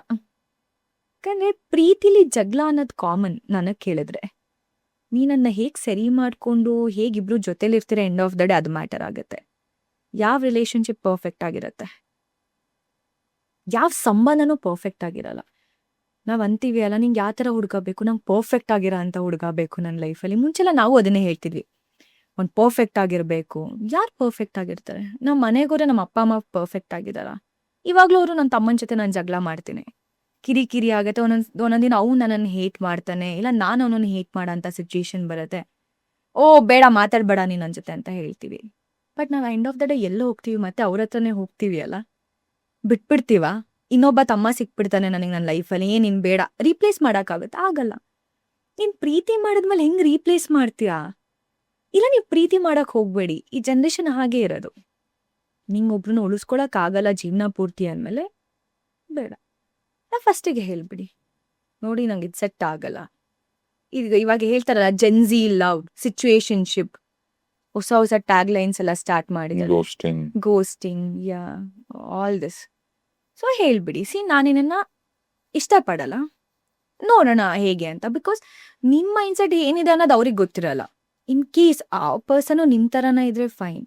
ಅವರೇನೋ ನಿಜವಾಗ್ಲೂ ನಿನ್ನ ಪ್ರೀತಿ ಮಾಡ್ತಿದ್ರೆ ಅವ್ರಿಗೆ ಎಷ್ಟು ಎಫೆಕ್ಟ್ ಆಗ್ಬೋದು ಅದು. ಆ ಟ್ರಾಮಾಯಿಂದ ಆಚೆ ಬರೋದು ಯೋಚನೆ ಮಾಡಿದಾರೆ ಆಪೋಸಿಟ್ ಪರ್ಸನ್, ಯೋಚನೆ ಮಾಡಿರೋಕ್ಕೆ ಸಾಧ್ಯನೇ ಇಲ್ಲ. ಏನಾದ್ರು ಆ ಪರ್ಸನ್ ಸೆನ್ಸಿಟಿವ್ ಆಗಿದ್ರೆ, ಎಮೋಷ್ನಲಿ ಕನೆಕ್ಟ್ ಆಗ್ಬಿಟ್ಟಿದ್ರೆ ಎಷ್ಟು ಟೈಮ್ ತಗೊಳತ್ತೆ ಗೊತ್ತಾ ಒಂದು ಅಟ್ಯಾಚ್ಮೆಂಟ್ ಇಂದದ್ದು. ಓಕೆ ಫೈನ್, ಈ ಪರ್ಸನ್ ನನ್ನ ಲೈಫಲ್ಲಿ ಇಲ್ಲ ಅಂತ ನಂತರ ಅರ್ಥ ಮಾಡ್ಕೊಳ್ಳೋದ್ರಲ್ಲೇ ಒಂದು ಟೈಮ್ ಹೋಗ್ಬಿಡತ್ತೆ. ರಿಯಲೈಸ್ ಆಗೋದಿದೆ ಗೊತ್ತಾ, ಫೈನ್, ಇಲ್ಲ ಅನ್ಕೊಂಡು. ಯಾವ ಥರ ಟ್ರಾಮಾ ಅದು, ಯಾರಿಗೂ ಬೇಡ ಆ ಟ್ರಾಮಾ ಅಲ್ವಾ? ಒಬ್ರು ಅವ್ರ ಪಾಡಿಗೆ ಅವ್ರ ಜೀವನ ನಡೆಸ್ಕೊಂಡು ಹೋಗ್ತಾ ಇರ್ತಾರೆ. ಪಾಪ ಅವ್ರಿಗೆ ಏನೋ ಅವ್ರ ಕನ್ಸ್ ಮೇಲೆ ವರ್ಕ್ ಮಾಡ್ತಿರ್ತಾರೆ. ಯಾರೋ ಒಂದು ಹುಡುಗನೋ ಸಡನ್ ಆಗಿ ಬರ್ತಾರೆ ಇವ್ರ ಲೈಫ್ಗೆ, ಪ್ರೀತಿ ಕಮಿಟ್ಮೆಂಟ್ ಅಂತೆಲ್ಲ ಮಾತಾಡ್ತಾರೆ. ಸ್ವಲ್ಪ ದಿನ ಚೆನ್ನಾಗಿರ್ತಾರೆ, ಏನು ಇವರು, ಓ ನನ್ನ ಜೀವನ ಇವರೇ ಅಂತ ಆ ಕನ್ಸಲ್ಲಿ ಬದುಕ್ತಿರ್ತಾರೆ. ಒಂದು ದಿನ ನಿಮ್ಮನ್ನು ಬಿಟ್ಟು ಹೋಗ್ತಾರೆ. ಹೆಂಗೆ ಕೊಡ್ತಾರೆ ಅಂದರೆ ನಿಮಗೆ ಆ ಪೇನ್ನ, ಪಾಪ ನಿಮಗದು ಯಾರಿಗೆ ಅಫೆಕ್ಟ್ ಆಗಿರತ್ತಲ್ಲ ಅವ್ರಿಗೆ ನೆಕ್ಸ್ಟ್ ಅದು ಹೀಲ್ ಆಗೋಕ್ಕೆ ಒಂದು 5-10 ವರ್ಷ ಬೇಕು. ಹೀಲ್ ಆಗಕ್ಕಾಗಲ್ಲ ನನಗೆ ಕೇಳಿದ್ರೆ. ಇನ್ನೊಬ್ರು ಯಾರೋ ಒಳ್ಳೆ ಪರ್ಸನ್ ನಿನ್ನ ಲೈಫಲ್ಲಿ ಬರಬೇಕು, ಅದನ್ನ ಅವ್ರು ಹೀಲ್ ಮಾಡಬೇಕು. ಹೀಲ್ ಮಾಡೋ ಟೈಮಲ್ಲೂ ಹೇಗಿರತ್ತೆ ಗೊತ್ತಾ, ನನ್ನ ಪಾಸ್ಟಲ್ಲಿ ಹಿಂಗೆ ಆಯ್ತಲ್ಲ, ಈ ಥರ ನಾನು ಟ್ರಾಮಾ ಅನುಭವಿಸಿದ್ದೆ, ಈ ಪರ್ಸನು ಹಿಂಗೆ ಮಾಡಿಬಿಡ್ತಾನ. ನಿನ್ನ ಪಾಸ್ಟಲ್ಲಿ ಆಗಿರೋ ಎಕ್ಸ್ಪೀರಿಯನ್ಸ್ನ ಪ್ರೆಸೆಂಟಲ್ಲಿ ಹಾಕಿ ನಿನ್ನ ಸಿಚುವೇಶನ್ಸ್ನ ನೋಡ್ತಿರ್ತೀಯ. ಅವ್ರು ಎಷ್ಟೇ ನಿನ್ನ ಜೆನ್ಯೂನಾಗಿ ನಿನ್ನ ಪ್ರೀತಿ ಮಾಡ್ತಿದ್ರು ಕೂಡ ನಂಬಕ್ಕಾಗಲ್ಲ. ಕನೆಕ್ಷನ್ ಹೆಂಗೆ ಹೋಗ್ತಿರತ್ತೆ ಗೊತ್ತಾ, ಡಾಟ್ಸ್ ಅಲ್ಲಿ ಕನೆಕ್ಟ್ ಆಗ್ತಿರತ್ತೆ. ಓ ಅವರು ಹಿಂಗೆ ಫಸ್ಟ್ ಅಲ್ಲಿ ತುಂಬಾ ಒಳ್ಳೆಯವರಾಗಿದ್ರು. ನಮ್ಲ ಮತ್ತೆ ಯಾಕಂದ್ರೆ ನೀವು ಆ ಸಫರ್ ಮಾಡಿರ್ತೀರಾ ಗೊತ್ತಾ, ಬ್ರೇಕಪ್ ಆದ್ಮೇಲೆ ಆ ಟ್ರಾಮಾ ಏನ್ ಅನ್ಭವಿಸಿರ್ತೀರಾ, ಅದು ಒಂಥರ ಅದು ಹೀಲ್ ಆಗ್ಬೇಕು. ಆ ಥರ ವ್ಯಕ್ತಿ ನಮ್ಮ ಜೀವನದಲ್ಲಿ ಬರಬೇಕು. ಆ ಪರ್ಸನ್ ಮಾತ್ರ ಹೀಲ್ ಮಾಡಕ್ ಸಾಧ್ಯ. ನೀ ನೋಡಿರೋದು ಆ ಪ್ರೀತಿ ಅಲ್ಲ, this is what love is. ನಿನಗೆ ನಾನೇನು ಯಾವ ಥರ ಪ್ರೀತಿ ಕೊಡ್ತೀನಿ ನೀನು ನೋಡ್ತಿರು ಅಂತ ಹೇಳಕ್ ಒಬ್ಬ ಹುಡುಗ ಬೇಕು. ಈಗ ಪ್ರೀತಿ ವಿಚಾರದಲ್ಲಿ ಹೆಣ್ಮಕ್ಳು ಮೋಸ ಮಾಡ್ತಾರೆ ಅಂತ ಒಂದ್ ಕಡೆ, ಇಲ್ಲ ಗಂಡ್ಮಕ್ಳು ಮೋಸ ಮಾಡ್ತಾರೆ ಅಂತ ಒಂದ್ ಕಡೆ. ಈ ಬರೀ ಹೆಣ್ಣು ಗಂಡು ಭೇದ ಅರೆ ಇಲ್ಲಿ ಗೇಮ್ ನಡೆಯುತ್ತೆ ಬಿಟ್ರೆ, ಬಟ್ ಆಕ್ಚುಲಿ ಮೋಸಗಾರರೇ ಮೋಸ ಮಾಡೋದು. ಹೌದು, ಇಲ್ಲಿ ಹುಡುಗ ಹುಡುಗಿ ನನಗೆ ಎಷ್ಟೊಂದು ಸರಿ ಅನ್ಸುತ್ತೆ ಎಷ್ಟು ರಾಂಗ್ ಮಿಸ್ ಮ್ಯಾಚಸ್ ಆಗತ್ತೆ ಅಂದ್ರೆ, ಪಾಪ ನಿಯತ್ತಾಗಿ ಯಾವ ಹುಡುಗಿ ಪ್ರೀತಿಸ್ತಾಳಲ್ವ ಅಂಥವಳಿಗೆ ಒಂದು ಒಳ್ಳೆ ಹುಡುಗ ಸಿಗತ್ತೆ. ಸಿಗಲ್ಲ. ನೀನೇ ಜೀವನ ನೀನೇ ಸರ್ವಸ್ವ ಅಂತ ಯಾವ ಹುಡುಗ ಒಂದು ಹುಡುಗಿ ಹಿಂದೆ ಬೀಳ್ತಾನೆ, ಅವಳೇ ಇವನಿಗೆ ಮೋಸ ಮಾಡ್ತಾಳೆ, ಹೌದು, ಬೀದಿಲ್ ಕೂರಿಸ್ತಾಳೆ. ಅದು ನಿಜ.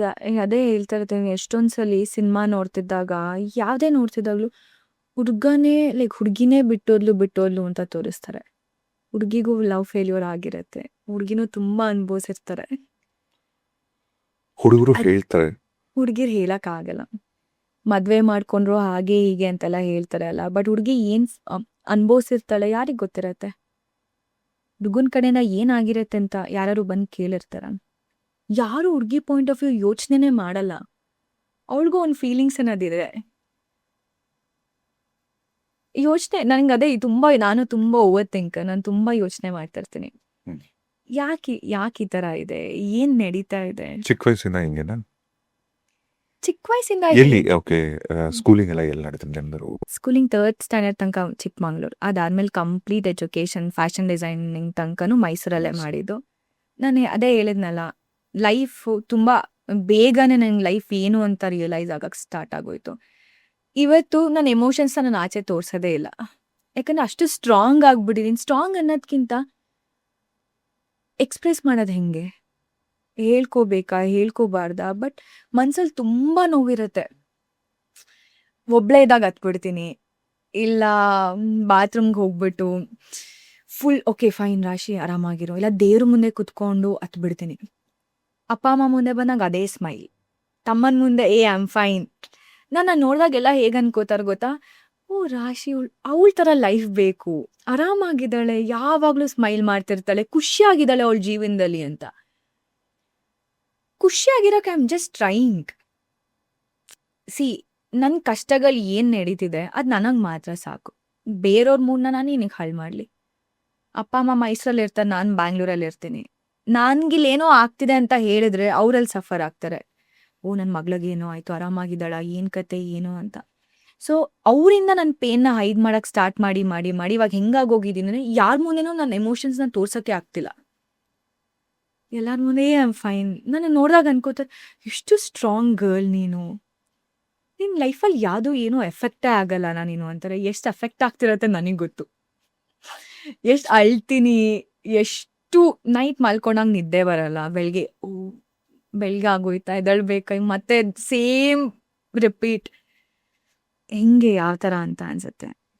ಅಲ್ಲ, ಈಗ ಇವತ್ತಿನ ದಿನ ನಿಮ್ಮ ಲೈಫಲ್ಲಿ ನಿಮ್ಗೆ ಏನು ಬೇಕು ತಗೊಳ್ಳೋಷ್ಟು ಕೆಪಾಸಿಟಿ ಇದೆ, ಏನು ಬೇಕೋ ನೀವು ಡ್ರೀಮ್ಸ್ ದೊಡ್ಡದಾಗಿದೆ, ಇದೆಲ್ಲ ಓಕೆ.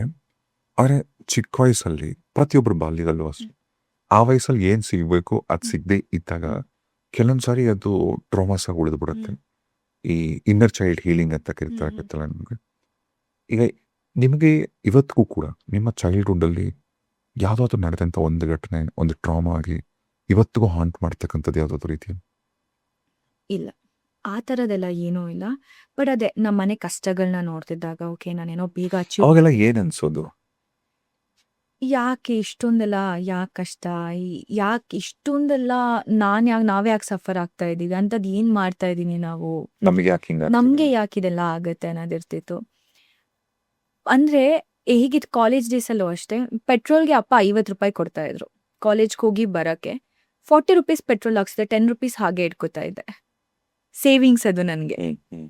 ಅದು ಇಟ್ಕೊಂಡು ಓಕೆ ಏನೋ ತೊಗೊಳೋದು, ಇಲ್ಲೋ ನಮ್ಮ ಅಪ್ಪ ಅಮ್ಮನ ವೆಡ್ಡಿಂಗ್ ಆ್ಯನಿವರ್ಸರಿಗೆ ಏನೋ ಗಿಫ್ಟ್ ಕೊಡೋದೆಲ್ಲ ನನಗೇನೋ. ಯಾಕಂದರೆ ಅಪ್ಪ ನಾನು ಹಿಂಗೆ ಹೋಗ್ತಿದ್ದೀನಿ, ಒಂದು ದಿನ ನಾನು ಕಾಲೇಜ್ ಆಗಿರಲಿ ಸ್ಕೂಲ್ ಆಗಿರಲಿ ಬಂಕ್ ಮಾಡಿಲ್ಲ, ಪಾರ್ಟಿಗಂತೂ ಹೋಗೇ ಇಲ್ಲ. ಈಗ ಹೇಳ್ತಾರಲ್ಲ ಸ್ಕೂಲ್ ಕಾಲೇಜ್ ಡೇಸಲ್ಲಿ ಡಿಗ್ರಿ ಟೈಮಲ್ಲೆಲ್ಲ ಆಚೆ ಹೋಗೋದು ಫ್ರೆಂಡ್ ಜೊತೆ ಹೋಗಬೇಕು. ಇವತ್ತು ತನಕ ನನ್ನ ಫ್ರೆಂಡ್ ಜೊತೆ ಆಚೆ ಹೋಗಿರೋ ಒಂದು ಮೆಮೊರಿನೂ ನನಗಿಲ್ಲ. ಬಿಕಾಸ್ ಅವಾಗ್ಲೇ ಹೆಂಗೆ ಇಸ್ಕೊಂಡ್ಲಿ ದುಡ್ಡನ್ನ ಮನೇಲಿ ನಾನು ಹಿಂಗೆ ಆಚೆ ನನ್ನ ಎಂಜಾಯ್ಮೆಂಟ್ಗೋಸ್ಕರ ನಾವು ಅಪ್ಪ ಅಮ್ಮಂಗೆ ಏನಕ್ಕೆ ಆ ಒಂದು ಏನಂತೆ ಆ ಸ್ಟೇಜಲ್ಲಿ ಏನಕ್ಕೆ ನಿಲ್ಲಿಸ್ಲಿ. ಆ ಸ್ಪಾಟ್ ಬೇಡ. ಅಪ್ಪ ನಂಗೆ ಹಿಂಗೆ ದುಡ್ಡು ಬೇಕು, ನಾನೇನೋ ತಗೊಳ್ಬೇಕು, ಬೇಡ. ನೀವು ಆಲ್ರೆಡಿ ತುಂಬ ಕಷ್ಟಪಡ್ತಿದ್ದೀರ ಜೀವನದಲ್ಲಿ, ಎಕ್ಸ್ಟ್ರಾ ನನ್ನ ಖುಷಿಗೋಸ್ಕರ ನೀವು ಇನ್ನೊಂದೇನೋ ಕಷ್ಟಪಡೋದು ಬೇಡ. ಸೊ ನಾನು ಅದ್ರಲ್ಲಿ ಸೇವ್ ಮಾಡ್ಕೊಂಡು ಚಿಕ್ಕದೇನೋ ತಗೊಳ್ಳೋದು ಏನೋ ಮಾಡೋದು ನೋಡ್ತಿದ್ದೆ. ಬಟ್ ಅಪ್ಪ ಅಮ್ಮ ಯಾವತ್ತೂ ನನಗೆ ಆ ಕಷ್ಟ ನನ್ನ ತೋರಿಸ್ಲಿಲ್ಲ. ಅವ್ರು ದುಡಿತಿದ್ದಿದ್ರಲ್ಲೇನೆ ಏನೋ ಒಂದು ಇದು ನೀನು ತಗೋ, ಇದು ಮಾಡು, ಆರಾಮಾಗಿರು ಅಂತ ಹೇಳ್ತಿದ್ರು. ಬಟ್ ನನಗೆ ಗೊತ್ತಾಗ್ತಿದ್ದಿಲ್ಲ ನಮ್ಮ ಮನೇಲಿ ಏನು ಕಷ್ಟ ನಡೀತಾ ಇದೆ, ಹೇಗಿದೆ ನಮ್ಮ ಲೈಫ್ ಸ್ಟೈಲ್ ಹೇಗಿದೆ ಅನ್ನೋದು ಗೊತ್ತಾಗ್ತಿತ್ತು. ಮೈಸೂರಲ್ಲೂ ಬೇರೆ ಬೆಸ್ಟ್ ಪಾರ್ಟ್ ಅಂದ್ರೆ 8:00 ಸಿಟಿ ಮಲಗ್ಬಿಡುತ್ತಲ್ಲ. ಹೌದು, 8:30 ಸ್ಕೂಲ್ ಟ್ಯೂಷನ್. ಅಂದರೆ ಟ್ಯೂಷನ್ಗೆ ಹೋಗೋಕ್ಕೂ ಅವಾಗ ಹೆಂಗಿರ್ತಿತ್ತು ಅಂದರೆ ನಮ್ಮ ಮನೇಲಿ ನೀನು ಚೆನ್ನಾಗಿ ಓದಬೇಕು, ನೀನೇನೋ ಆಗಬೇಕು. ನನ್ನ ಚಿಕ್ಕ ವಯಸ್ಸು ಡ್ರೀಮೇ ನಾನೊಬ್ಳು ಆ್ಯಕ್ಟರ್ ಆಗಬೇಕು ಅನ್ನೋದಿತ್ತು, ಅವಾಗಿಂದನೂ ಇತ್ತು. ಸೊ ಚಿಕ್ಕ ವಯಸ್ಸಿಂದಾನು UKG ಇಂದಾನೇ ಸ್ಟಾರ್ಟ್ ಆಗೋಯ್ತು. UKG ಫಸ್ಟ್ ಸ್ಟ್ಯಾಂಡರ್ಡಿಂದಾನೆ ನಾನು ರಮ್ಯಾ ಮ್ಯಾಮ್ ಜೊತೆ, ಇದೆಲ್ಲ ಇಂಟರ್ವ್ಯೂ ಅಲ್ಲೂ ಹೇಳಿದ್ದೀನಿ ನಾನು, ರಮ್ಯಾ ಮ್ಯಾಮ್ ಜೊತೆ ತನನಂ ಅಂತ ಒಂದು ಆಕ್ಟ್ ಮಾಡಿದ್ರೆ ನೀವು ಆ ಒಂದು ಸಾಂಗ್ ಅಲ್ಲಿ ಇದೀನಿ, ಕಂಡೆಗೆ ಹೋಗಿದ್ದ ಸಾಂಗ್. ಅವಾಗ ನನಗೆ ಅನ್ಸಿತ್ತು ನಾನು ರಮ್ಯಾ ಮ್ಯಾಮ್ನ ಮೀಟ್ ಮಾಡಬೇಕು. ಅದಕ್ಕೆ ಏನು ಮಾಡಬೇಕು, ಓಕೆ ಯಾವ ವೇ ಹೆಂಗೆ ಸಿಗತ್ತೆ, ಏನೇನು ಈ ಥರ ಯೋಚನೆ ಇದೆ ನನಗೆ. ಬಟ್ ಹೋಗ್ತಾ ರಮ್ಯಾ ಮ್ಯಾಮ್ ಜೊತೆ ಸ್ಕ್ರೀನ್ ಶೇರ್ ಮಾಡಬೇಕು, ನನ್ನ ಸ್ಕ್ರೀನಲ್ಲಿ ನೋಡಬೇಕು, ಈ ಥರ ಸ್ಟಾರ್ಟ್ ಆಯಿತು ನನಗೆ. ಬಟ್ ನಂಗೆ ಗೊತ್ತು ನಮ್ಮ ಮನೇಲಿ ಬಿಡಲ್ಲ. ಎಲ್ಲಿ ನಡೆದಿದೆ ಶೂಟಿಂಗ್ ಎಲ್ಲ? ಚಿಕ್ಕಮಗಳೂರು ಡ್ಯಾನ್ಸ್ ಕ್ಲಾಸ್ಗೆ ಹೋಗ್ತಿದ್ದೆ, ಅಲ್ಲಿಂದ ಕರ್ಕೊಂಡು ಹೋಗ್ತಾ ಇದ್ರು. ನಮ್ಮ ಡ್ಯಾನ್ಸ್ ಕ್ಲಾಸ್ ಗ್ರೂಪ್ನ ಅಲ್ಲಿ ಕರ್ಕೊಂಡು ಹೋಗ್ತಾ ಇದ್ರು. ಅವಾಗ ಅದೆಲ್ಲ ಅನ್ಸಿದ್ದು. ಏನ್ ನೆನಪಿದೆ ಆ ಶೂಟಿಂಗ್? ಭಾರತಿ ಮ್ಯಾಮ್ ಇದ್ದಿದ್ದು, ರಮ್ಯಾ ಮ್ಯಾಮ್ ಜೊತೆ ಆಕ್ಟ್ ಮಾಡಿದ್ವಿ ಒಂದು ಸಾಂಗ್, 3 days ಸಾಂಗ್ ಶೂಟ್ ನಡೀತು.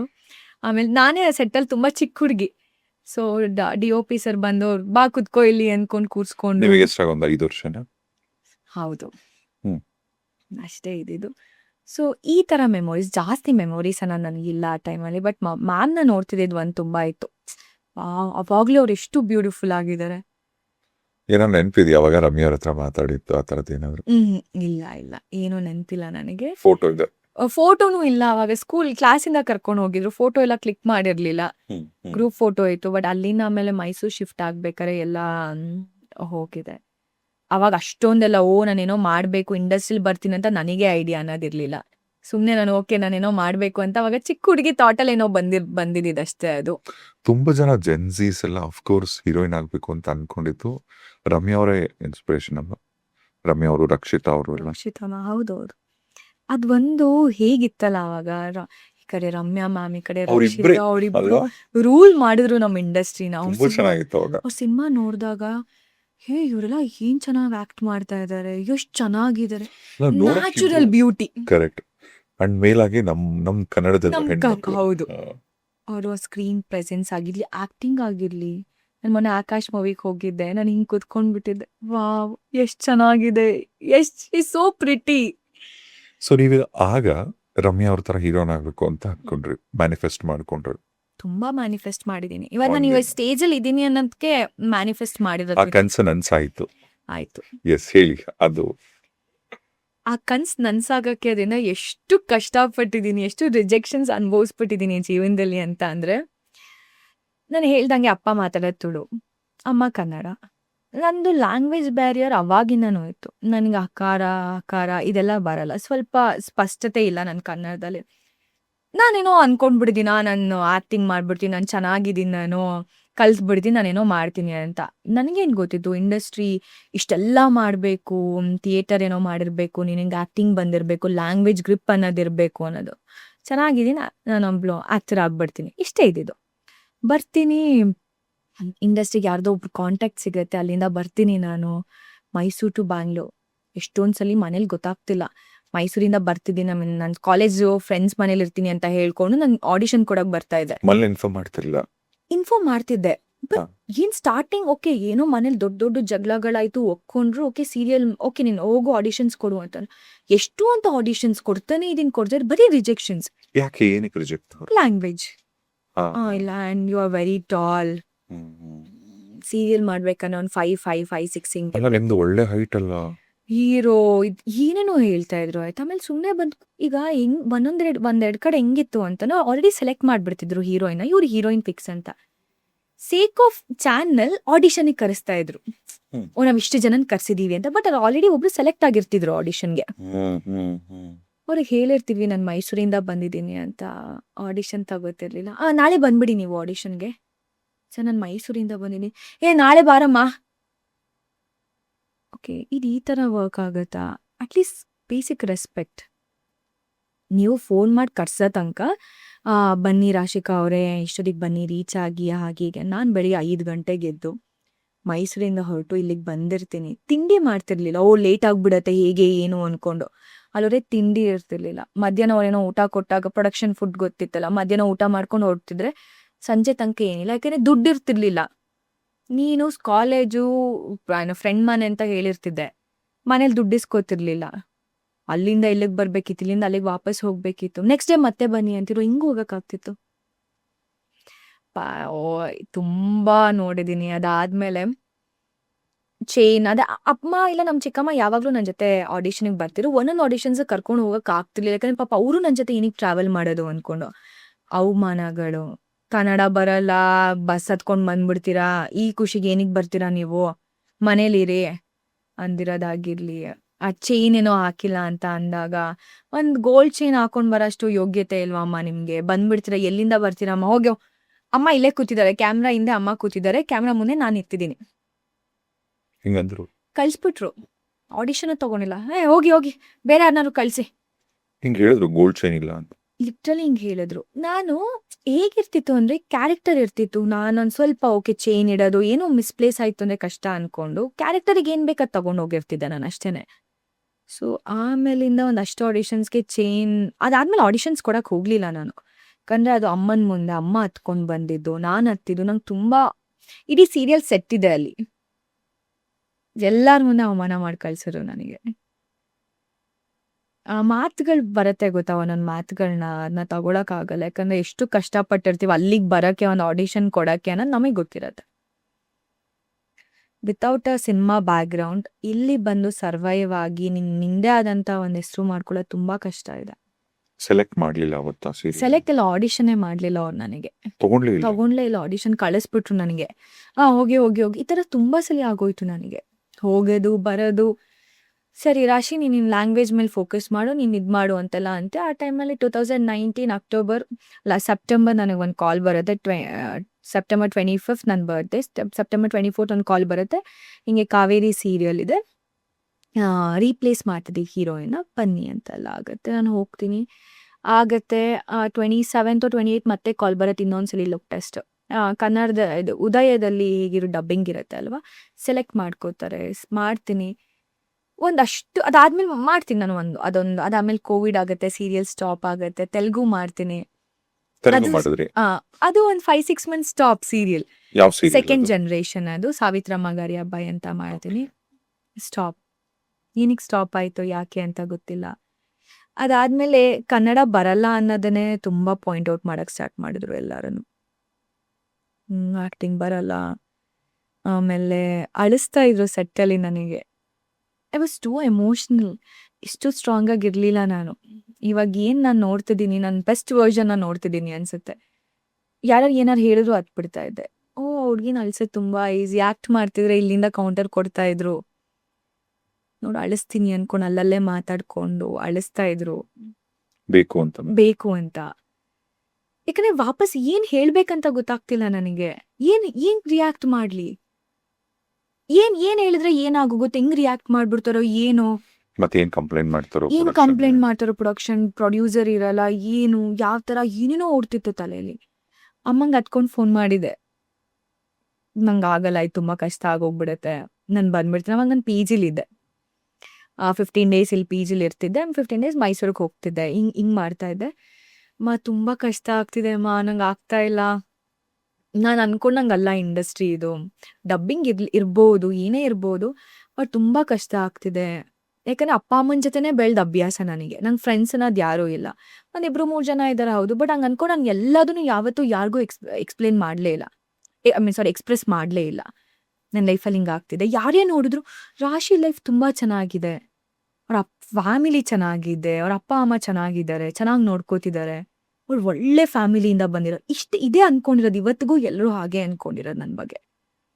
ಈಗ ನೀವು ಸೀರಿಯಲ್, ಸಿನಿಮಾ ಅಂತ ಕನ್ನಡ, ತೆಲುಗು ಎಲ್ಲ ಹೋದಾಗ ತುಂಬ ಜನ ಹೆಣ್ಮಕ್ಳು ಈ ಸಿನಿಮಾ, ಸೀರಿಯಲ್ ವಿಚಾರದಲ್ಲಿ ಈ ಕಾಸ್ಟಿಂಗ್ ಕೌಚ್ ಅಂತ ಇರತ್ತಲ್ಲ, ಹೆಣ್ಮಕ್ಳ ಜೊತೆ ಸ್ವಲ್ಪ ಹ್ಮ್. ಪ್ಯೂರ್ ನಡ್ಕೊಳ್ಳಿ, ಹ್ಮ್. ಈ ಥರದ್ದು ಏನಾದರೂ ಎಕ್ಸ್ಪೀರಿಯನ್ಸ್ ಆಯ್ತಾ? ನಾನು ಈ ಥರ ಎಕ್ಸ್ಪೀರಿಯನ್ಸ್ ಮಾಡಿಲ್ಲ. ಅಂದರೆ ಇವಾಗ ಇದೆ ಇದೆ ಇದೆ ಇಲ್ಲ ಅಂತಲೂ ಹೇಳಲ್ಲ, ಓ ಇದಿಲ್ವೇ ಇಲ್ಲ ಅಂತ ನಾನು ಹೇಳಲ್ಲ, ಇದೆ. ಬಟ್ ಅದೇ ನಾವು ಯಾವ ಥರ ಜೊತೆ ಡೀಲ್ ಮಾಡ್ತೀವಿ, ಹೇಗಿರ್ತೀವಿ ಅನ್ನೋದು ಮ್ಯಾಟರ್ ಆಗುತ್ತೆ. ಅವ್ರು ಹೇಳಿದಾಗ ಮಾತಾಡಿ ಸ್ಟಾಪ್ ಮಾಡಬೇಕು.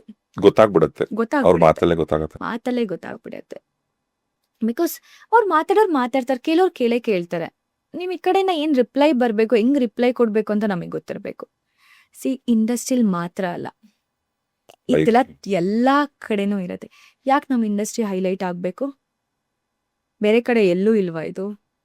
ಬೇರೆ ಕಡೆ ಗೊತ್ತಾಗಲ್ಲ, ಸಿಂಪಲ್. ಇವಾಗ ಕಾಸ್ಟಿಂಗ್ ಕೌಚ್ ಅದು ಇದು ಇನ್ನೊಂಥರ ಏನೇನೋ ಹೇಳ್ತಾರೆ ಅಲ್ವಾ. ನಮ್ದು ಕಲರ್ಫುಲ್ ದುನಿಯಾ, ಏನು ಒಂದು ಚಿಕ್ಕದಾಯ್ತು ಇಷ್ಟು ದೊಡ್ಡದಾಗಿ ತೋರಿಸ್ತಾರೆ. ಸೊ ಇಲ್ಲಿ ಇಂಡಸ್ಟ್ರಿಲಿ ಹೆಣ್ಮಕ್ಳು ವರ್ಕ್ ಮಾಡ್ತಿದ್ದಾರೆ, ಓ ಸರಿ ಇಲ್ಲಪ್ಪ, ಇಂಡಸ್ಟ್ರಿಲಿರೋ ಹುಡುಗಿ ಮದುವೆ, ಓ ಇಲ್ಲಪ್ಪ ಇಂಡಸ್ಟ್ರಿಲಿರೋ ಹುಡುಗಿನ ಮದುವೆಗೆ ಬೇಡಪ್ಪ ಅಂತ ಹೇಳ್ತಾರೆ. ಯಾಕೆ? ಹಂಗಾರೆ ಬೇರೆ ಕಡೆ ಇರೋರೆಲ್ಲ ಪರ್ಫೆಕ್ಟ್ ಆಗಿರ್ತಾರ ಹುಡುಗಿರು, ಇಂಡಸ್ಟ್ರಿಲಿ ಇರೋರು ಮಾತ್ರ ಕೆಟ್ಟೋರಾ? ನಮಗೆ ಲೈಫ್ ಅನ್ನೋದಿರಲ್ವಾ, ಫ್ಯಾಮಿಲಿ ಅನ್ನೋದಿರಲ್ವಾ? ಎಲ್ಲ ಬಿಟ್ಬಿಟ್ಟು ಬಂದ್ಬಿಟ್ಟಿರ್ತೀವಾ? ಯಾಕೆ ಆ ಒಂದು ಬೇಸ್ ಮೇಲೆ ಜಡ್ಜ್ ಮಾಡ್ತಾರೆ ನಮ್ಮನ್ನೆಲ್ಲ? ನಮಗೆ ಲೈಫಲ್ಲಿ ಪ್ರಿನ್ಸಿಪಲ್ಸ್ ಅನ್ನೋದಿರಲ್ವಾ? ನಮಗೂ ಅಪ್ಪ ಅಮ್ಮ ಅನ್ನೋದಿರ್ತಾರೆ. ಮುಂಚೆ ಒಂದು ಕಾಲ ಇತ್ತಂತೆ, ಸಿನಿಮಾನೋ ಹೀರೋಯಿನೋ ಅಥವಾ ಸಿನಿಮಾದವರು ಅಂದ್ರೆ ಸಾಕು, ಮನೆ ಬಾಡಿಗೆ ಕೊಡ್ತಿರ್ಲಿಲ್ಲ ಅಂತ. ಇವಾಗ್ಲೂ ಕೊಡೋಣ, ಇವಾಗ್ಲೂ ಇದೆ ಅದು. ನಾನು ಬ್ಯಾಂಗ್ಳೂರಿಗೆ ಬಂದಾಗ ಮನೆ ಮಾಡಬೇಕು ಅಂತ ಅಂದಾಗ ಇಂಡಸ್ಟ್ರಿಯವರು ಇಲ್ಲಪ್ಪ ನಮಗೆ ಪೇಮೆಂಟ್ ಎಲ್ಲ ಇರಲ್ಲ, ನೀವು ಹೆಂಗ್ ಬಾಡಿಗೆ ಕೊಡ್ತಿರೋ ಇಲ್ಲ ಎಷ್ಟೊಂದ್ಸಲಿ ಆಗಿದೆ ಅದು. ರೀಸೆಂಟಾಗಿ ನನ್ನ ಫ್ರೆಂಡ್ ಹತ್ರ ಮಾತಾಡ್ತಿದ್ದಾಗ್ಲೂ ಕೂಡ ಅವ್ನು ಮನೆ ಹುಡುಕ್ತಾ ಇದ್ದ, ರಾಶಿ ಮನೆನೇ ಸಿಗ್ತಿಲ್ಲ ರಾಶಿ, ಇಂಡಸ್ಟ್ರಿಲಿ ಇದ್ದೀನಿ ಅನ್ಕೊಂಡು ಏನು ಮಾಡಬೇಕು ಅನ್ನೋದು ಗೊತ್ತಾಗ್ತಿಲ್ಲ ಅಂತ ಹೇಳ್ತಾರೆ. ನಾನು ಅದೇ ಪ್ರಾಬ್ಲಮ್ಸ್ ಫೇಸ್ ಮಾಡಿರೋದು. ಇಂಡಸ್ಟ್ರಿಲ್ಲ ಇಲ್ಲಪ್ಪ ಕೊಡಲ್ಲಪ್ಪ, ಹೆಣ್ಮಕ್ಳಿಗೂ ಕೊಡಲ್ಲ, ಗಂಡು ಮಕ್ಳಿಗೂ ಕೊಡಲ್ಲ ನಾವು ಮನೆನ ಅಂತ ಹೇಳ್ತಾರೆ. ಯಾಕೆ? ನಾವು ಮನೆ ಮಾಡ್ತಿದ್ದೀವಿ ಅಂದರೆ ಆ ಕೆಪಾಸಿಟಿ ನಮ್ಮ ಹತ್ರ ಇದೆ, ದುಡಿತಾ ಇದ್ದೀವಿ ನಾವು. ಆಮೇಲೆ ಬ್ರೋಕರ್ಸ್ ಹೆಂಗೆ ಹೇಳ್ತಾರೆ ಗೊತ್ತಾ, ಇಂಡಸ್ಟ್ರಿಲಿ ಇಲ್ಲ ಅಂತ ಹೇಳ್ಬಿಡಿ, ನಮ್ಮ ಸೈಡ್ ಬಿಸ್ನೆಸ್ ಏನೋ ಇದೆ ಹೇಳ್ಬಿಡಿ, ಅವಾಗ ಮನೆ ಕೊಡ್ತಾರೆ. ಸುಳ್ಳು ಯಾಕೆ ಹೇಳ್ಬೇಕು? ಸುಳ್ಳು ಏನಕ್ಕೆ ಹೇಳಬೇಕು? ಏನು ತಪ್ಪು ಕೆಲಸ ನಾವು ಮಾಡ್ತಿದ್ದೀವಿ ಇಂಡಸ್ಟ್ರಿಲಿ? ಕಷ್ಟಪಟ್ಟು ಕೆಲಸ ಮಾಡ್ತಾ ಇದ್ದೀವಿ ನಾವಿಲ್ಲಿ. ಬೆಳಗ್ಗೆಯಿಂದ ಸಂಜೆ ತನಕ ಸ್ಕ್ರೀನ್ ಮುಂದೆ ನಿಂತ್ಕೊಳ್ಳೋದು, ಆ್ಯಕ್ಟ್ ಮಾಡೋದೇನು ಕಡಿಮೆ ಕಷ್ಟನಾ? ನಮಗೆ ಗೊತ್ತು ಕಷ್ಟ ಎಷ್ಟಿರುತ್ತೆ ಅಂತ. ಆ್ಯಕ್ಟರ್ಸ್ ಲೈಫ್ ತುಂಬ ಈಸಿಪಾ. ಬೆಳಗ್ಗೆ 5 ಗಂಟೆಗೆ ಎದ್ರೆ 6 ಗಂಟೆಯಿಂದ ಶುರು ಆದ್ರೆ ಟ್ರಾವೆಲ್ಲು, 9 ಗಂಟೆ ಶೂಟಿಂಗು, ಅದೇ ನೈಟ್ ಎಫೆಕ್ಟ್ ಎಲ್ಲ ಇದ್ರೆ ಮುಗೀತು.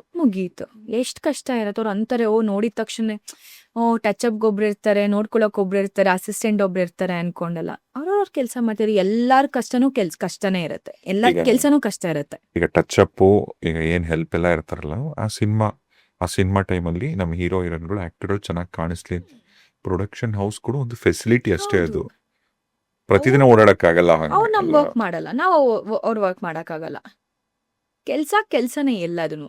ಆ ಕೆಲ್ಸದಲ್ಲಿ ಎಲ್ಲರಿಗೂ ಅವ್ರವ್ರದೇ ಕಷ್ಟಗಳಿರತ್ತೆ. ಆಮೇಲೆ ನೆಕ್ಸ್ಟ್ ಇದ್ರ ಮಧ್ಯೆ ಸಿನಿಮಾ ಸೈನ್ ಮಾಡ್ತೀರಾ? ಅದಾದ್ಮೇಲೆ ಅಪ್ಪ ಸಾಕು ಅನ್ನೋದಕ್ಕೆ ಹೋಗ್ತೀನಿ. ಯಾಕಂದ್ರೆ ಸೀರಿಯಲ್ ಮಾಡ್ತೀನಿ, ಸ್ಟಾಪ್, ಸೀರಿಯಲ್ ಮಾಡ್ತೀನಿ, ಇನ್ನೊಂದು ಸ್ಟಾಪ್. ಕಲರ್ಸಲ್ಲೂ ಮಾಡ್ತೀನಿ, ಸ್ಟಾರ್ ಸುವರ್ಣದಲ್ಲೂ ಮಾಡ್ತೀನಿ. ಯಾಕಂದ್ರೆ ಬಂದಿರ್ತೀನಿ, ನನ್ನನ್ನು ನಾನು ನೋಡ್ಕೊಳ್ಬೇಕಾಗಿರತ್ತೆ.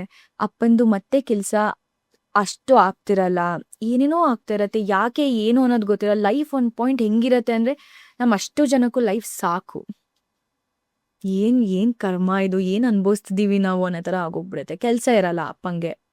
ಹೇಳಿದ 19 ನಾನು ವರ್ಕ್ ಮಾಡೋಕ್ಕೆ ಸ್ಟಾರ್ಟ್ ಮಾಡ್ತೀನಿ ಅಂತ. ಸಾಲ ಅದು ಇದು ಯಾರಿಗೋ ಕೊಡ್ತಾರೆ ಅಪ್ಪ, ಫುಲ್ ದುಡ್ಡು ಹೋಗ್ಬಿಡತ್ತೆ. ಮತ್ತೆ ಸ್ಕ್ರಾಚಿಂದ ಸ್ಟಾರ್ಟ್ ಮಾಡ್ತೀವಿ ಜೀವನನ. ಕಷ್ಟ ಅಲ್ವಾ? ಇದ್ರ ಎಲ್ಲದರ ನಡುವೆ ನೀವು ಆಕ್ಟ್ ಮಾಡಬೇಕು, ಮನೆ ನೋಡ್ಕೊಳ್ಬೇಕು. ನನ್ನ ತಮ್ಮ ನನಗೂ ನನ್ನ ತಮ್ಮಂಗೂ 7 years ಡಿಫ್ರೆನ್ಸ್ ಇದೆ. ನನ್ನ ತಮ್ಮನ್ನ ನೋಡ್ಕೊಳ್ಬೇಕು, ಅಪ್ಪ ಅಮ್ಮನ ಚೆನ್ನಾಗಿ ನೋಡ್ಕೊಳ್ಬೇಕು. ನನಗೆ ನನ್ನ ಖುಷಿಗಿಂತ ನನ್ನ ಫ್ಯಾಮಿಲಿ ಫಸ್ಟ್ ಬಂದಿಟ್ಬಿಡ್ತು, ಅವ್ರನ್ನ ನಾನು ಚೆನ್ನಾಗಿ ನೋಡ್ಕೊಳ್ಬೇಕು ಅಂತ. ಅದಕ್ಕೆ ನನಗೆ ತುಂಬ ಸಪೋರ್ಟಿವ್ ಆಗಿ ನಿಂತಿದ್ದು ನನ್ನ ಫ್ಯಾಮಿಲಿ. ಇವತ್ತು ನಾನು ಏನೇ ಮಾಡಿದ್ದೀನಿ, ಈ ಪೊಸಿಷನಲ್ಲಿ ನಿಂತಿದ್ದೀನಿ ಅಂದರೆ ಅವ್ರ ಸಪೋರ್ಟಿಂದಾನೆ. ನೀನು ಏನೇ ಮಾಡು, ನಿನ್ನ ಜೊತೆ ನಾನು ಇರ್ತೀನಿ. ಎಷ್ಟೇ ಕಷ್ಟ ಆದರೂ ಅಮ್ಮ ಬರ್ತಾರೆ ನನ್ನ ಜೊತೆ. ಅಮ್ಮಂಗೂ ಹೆಲ್ತ್ ಪ್ರಾಬ್ಲಮ್ ಇರತ್ತಲ್ಲ ಏಜ್ ಆಗ್ತಾ ಆಗ್ತಾ ಆಗ್ತಾ. ಬಟ್ ಏನೇ ಆದರೂ ಅಪ್ಪ, ಅಮ್ಮ, ನನ್ನ ತಮ್ಮ, ನನ್ನ ಚಿಕ್ಕಮ್ಮ ನಿಮ್ ಜೊತೆಗೆ. ನನ್ನ ಜೊತೆ ನಿಂತ್ಕೊಂಡ್ಬಿಟ್ರು.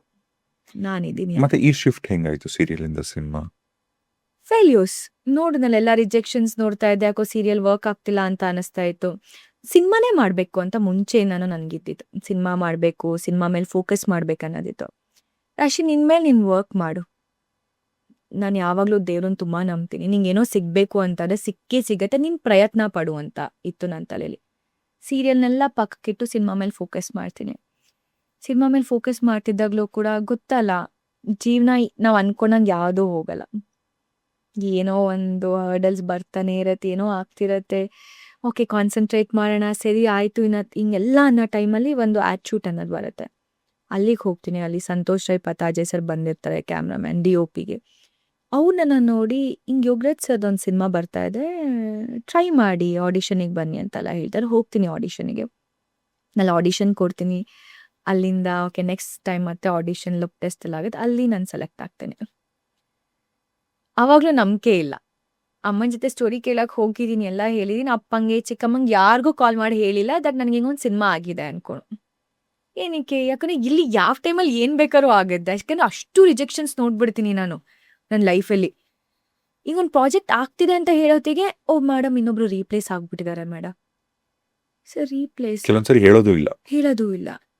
ಇದೆಲ್ಲ ಆಗಿದೆ. ಆಮೇಲೆ ಅಷ್ಟೆಲ್ಲ ವರ್ಕ್ಶಾಪಲ್ಲಿ ಕೂತಿರ್ತಿದ್ದೆ ನಾನು. ಏನೇನೋ ಓಕೆ ಅದನ್ನ ಮಾಡ್ಬೇಕು, ಹಿಂಗೆ ಮಾಡ್ಬೇಕು, ನಾನು ಈ ಥರ ಏನಂತಾರೆ ಗ್ರೂಮ್ ಮಾಡ್ಕೊಳ್ಬೇಕು, ಎಲ್ಲ ಮಾಡ್ಕೋತಾ ಇದ್ದೆ. ಒಂದು ಪಾಯಿಂಟ್ ನಾನು ಇನ್ನೊಂದೇ ಹೇಳಬೇಕು. ಹಿಂಗೆ ಒಂದು ಸಿನಿಮಾ ಎಲ್ಲ ಸೆಲೆಕ್ಟ್ ಆಗಿರುತ್ತೆ, ನಾನು ವರ್ಕ್ ಮಾಡ್ತಿರ್ತೀನಿ, ವರ್ಕ್ಶಾಪ್ ಎಲ್ಲ ಮಾಡ್ತಿರ್ತೀನಿ. ಸಡನ್ನಾಗಿ ನಂಗೆ ರೀಪ್ಲೇಸ್ ಆಗಿದೆ ಅನ್ನೋದು ಗೊತ್ತಿರಲ್ಲ. ನಾನು ಒಂದು ಫ್ರೆಂಡ್ ಕಾಲ್ ಮಾಡ್ತೀನಿ, ಹಿಂಗೆ ಹೋಗ್ತಿದ್ದೀನಿ ವರ್ಕ್ಶಾಪಿಗೆ ಹಂಗೆಲ್ಲ ಅಂತ ಹೇಳ್ತಾರೆ. ಯಾಕೆ ಸಿನಿಮಾ ಏನು? ಅವಳು ಹೇಳ್ತಾರೆ ಈ ಹೀರೋ ಹಿಂಗೆಲ್ಲ. ಹೌದಾ, ತಡಿ ಆಯಿತು. ನನ್ನ ಫ್ರೆಂಡಿಗೆ ಇನ್ನೊಬ್ಳಿಗೆ ಕಾಲ್ ಮಾಡಿಸ್ತೀನಿ. ಅವಳ ಕಡೆಯಿಂದ ಕಾಲ್ ಮಾಡಿಸ್ತೀನಿ. ನಾನು ಲೌಡ್ ಸ್ಪೀಕರಲ್ಲಿ ನೀನು ಏನು ಮಾತಾಡ್ತೀಯ ಹೇಳು ಅಂತ ಅಲ್ಲ. ಸರ್ ಅದೇ ಹಿಂಗೆ ಒಂದು ಆಡಿಷನ್ ಏನೋ ಇದೆ ಅಂತೆಲ್ಲ ಹೇಳ್ತಿದ್ದು. ಇಲ್ಲ ಮೇಡಮ್, ಇನ್ನೊಬ್ರು ಹೀರೋಯಿನ್ ಸೆಲೆಕ್ಟ್ ಆಗಿಬಿಟ್ಟಿದ್ದಾರೆ ಅಂತೆಲ್ಲ ಹೇಳ್ತಾರೆ. ಅರ್ಥನೇ ಆಗಲ್ಲ ನನಗೆ. ಅಮ್ಮಂಗೆ ಕಾಲ್ ಮಾಡ್ಕೊಂಡು ಜೋರಾಗಿ ಹೇಳ್ತೀನಿ, ಯಾಕೆ ಇಷ್ಟೊಂದು?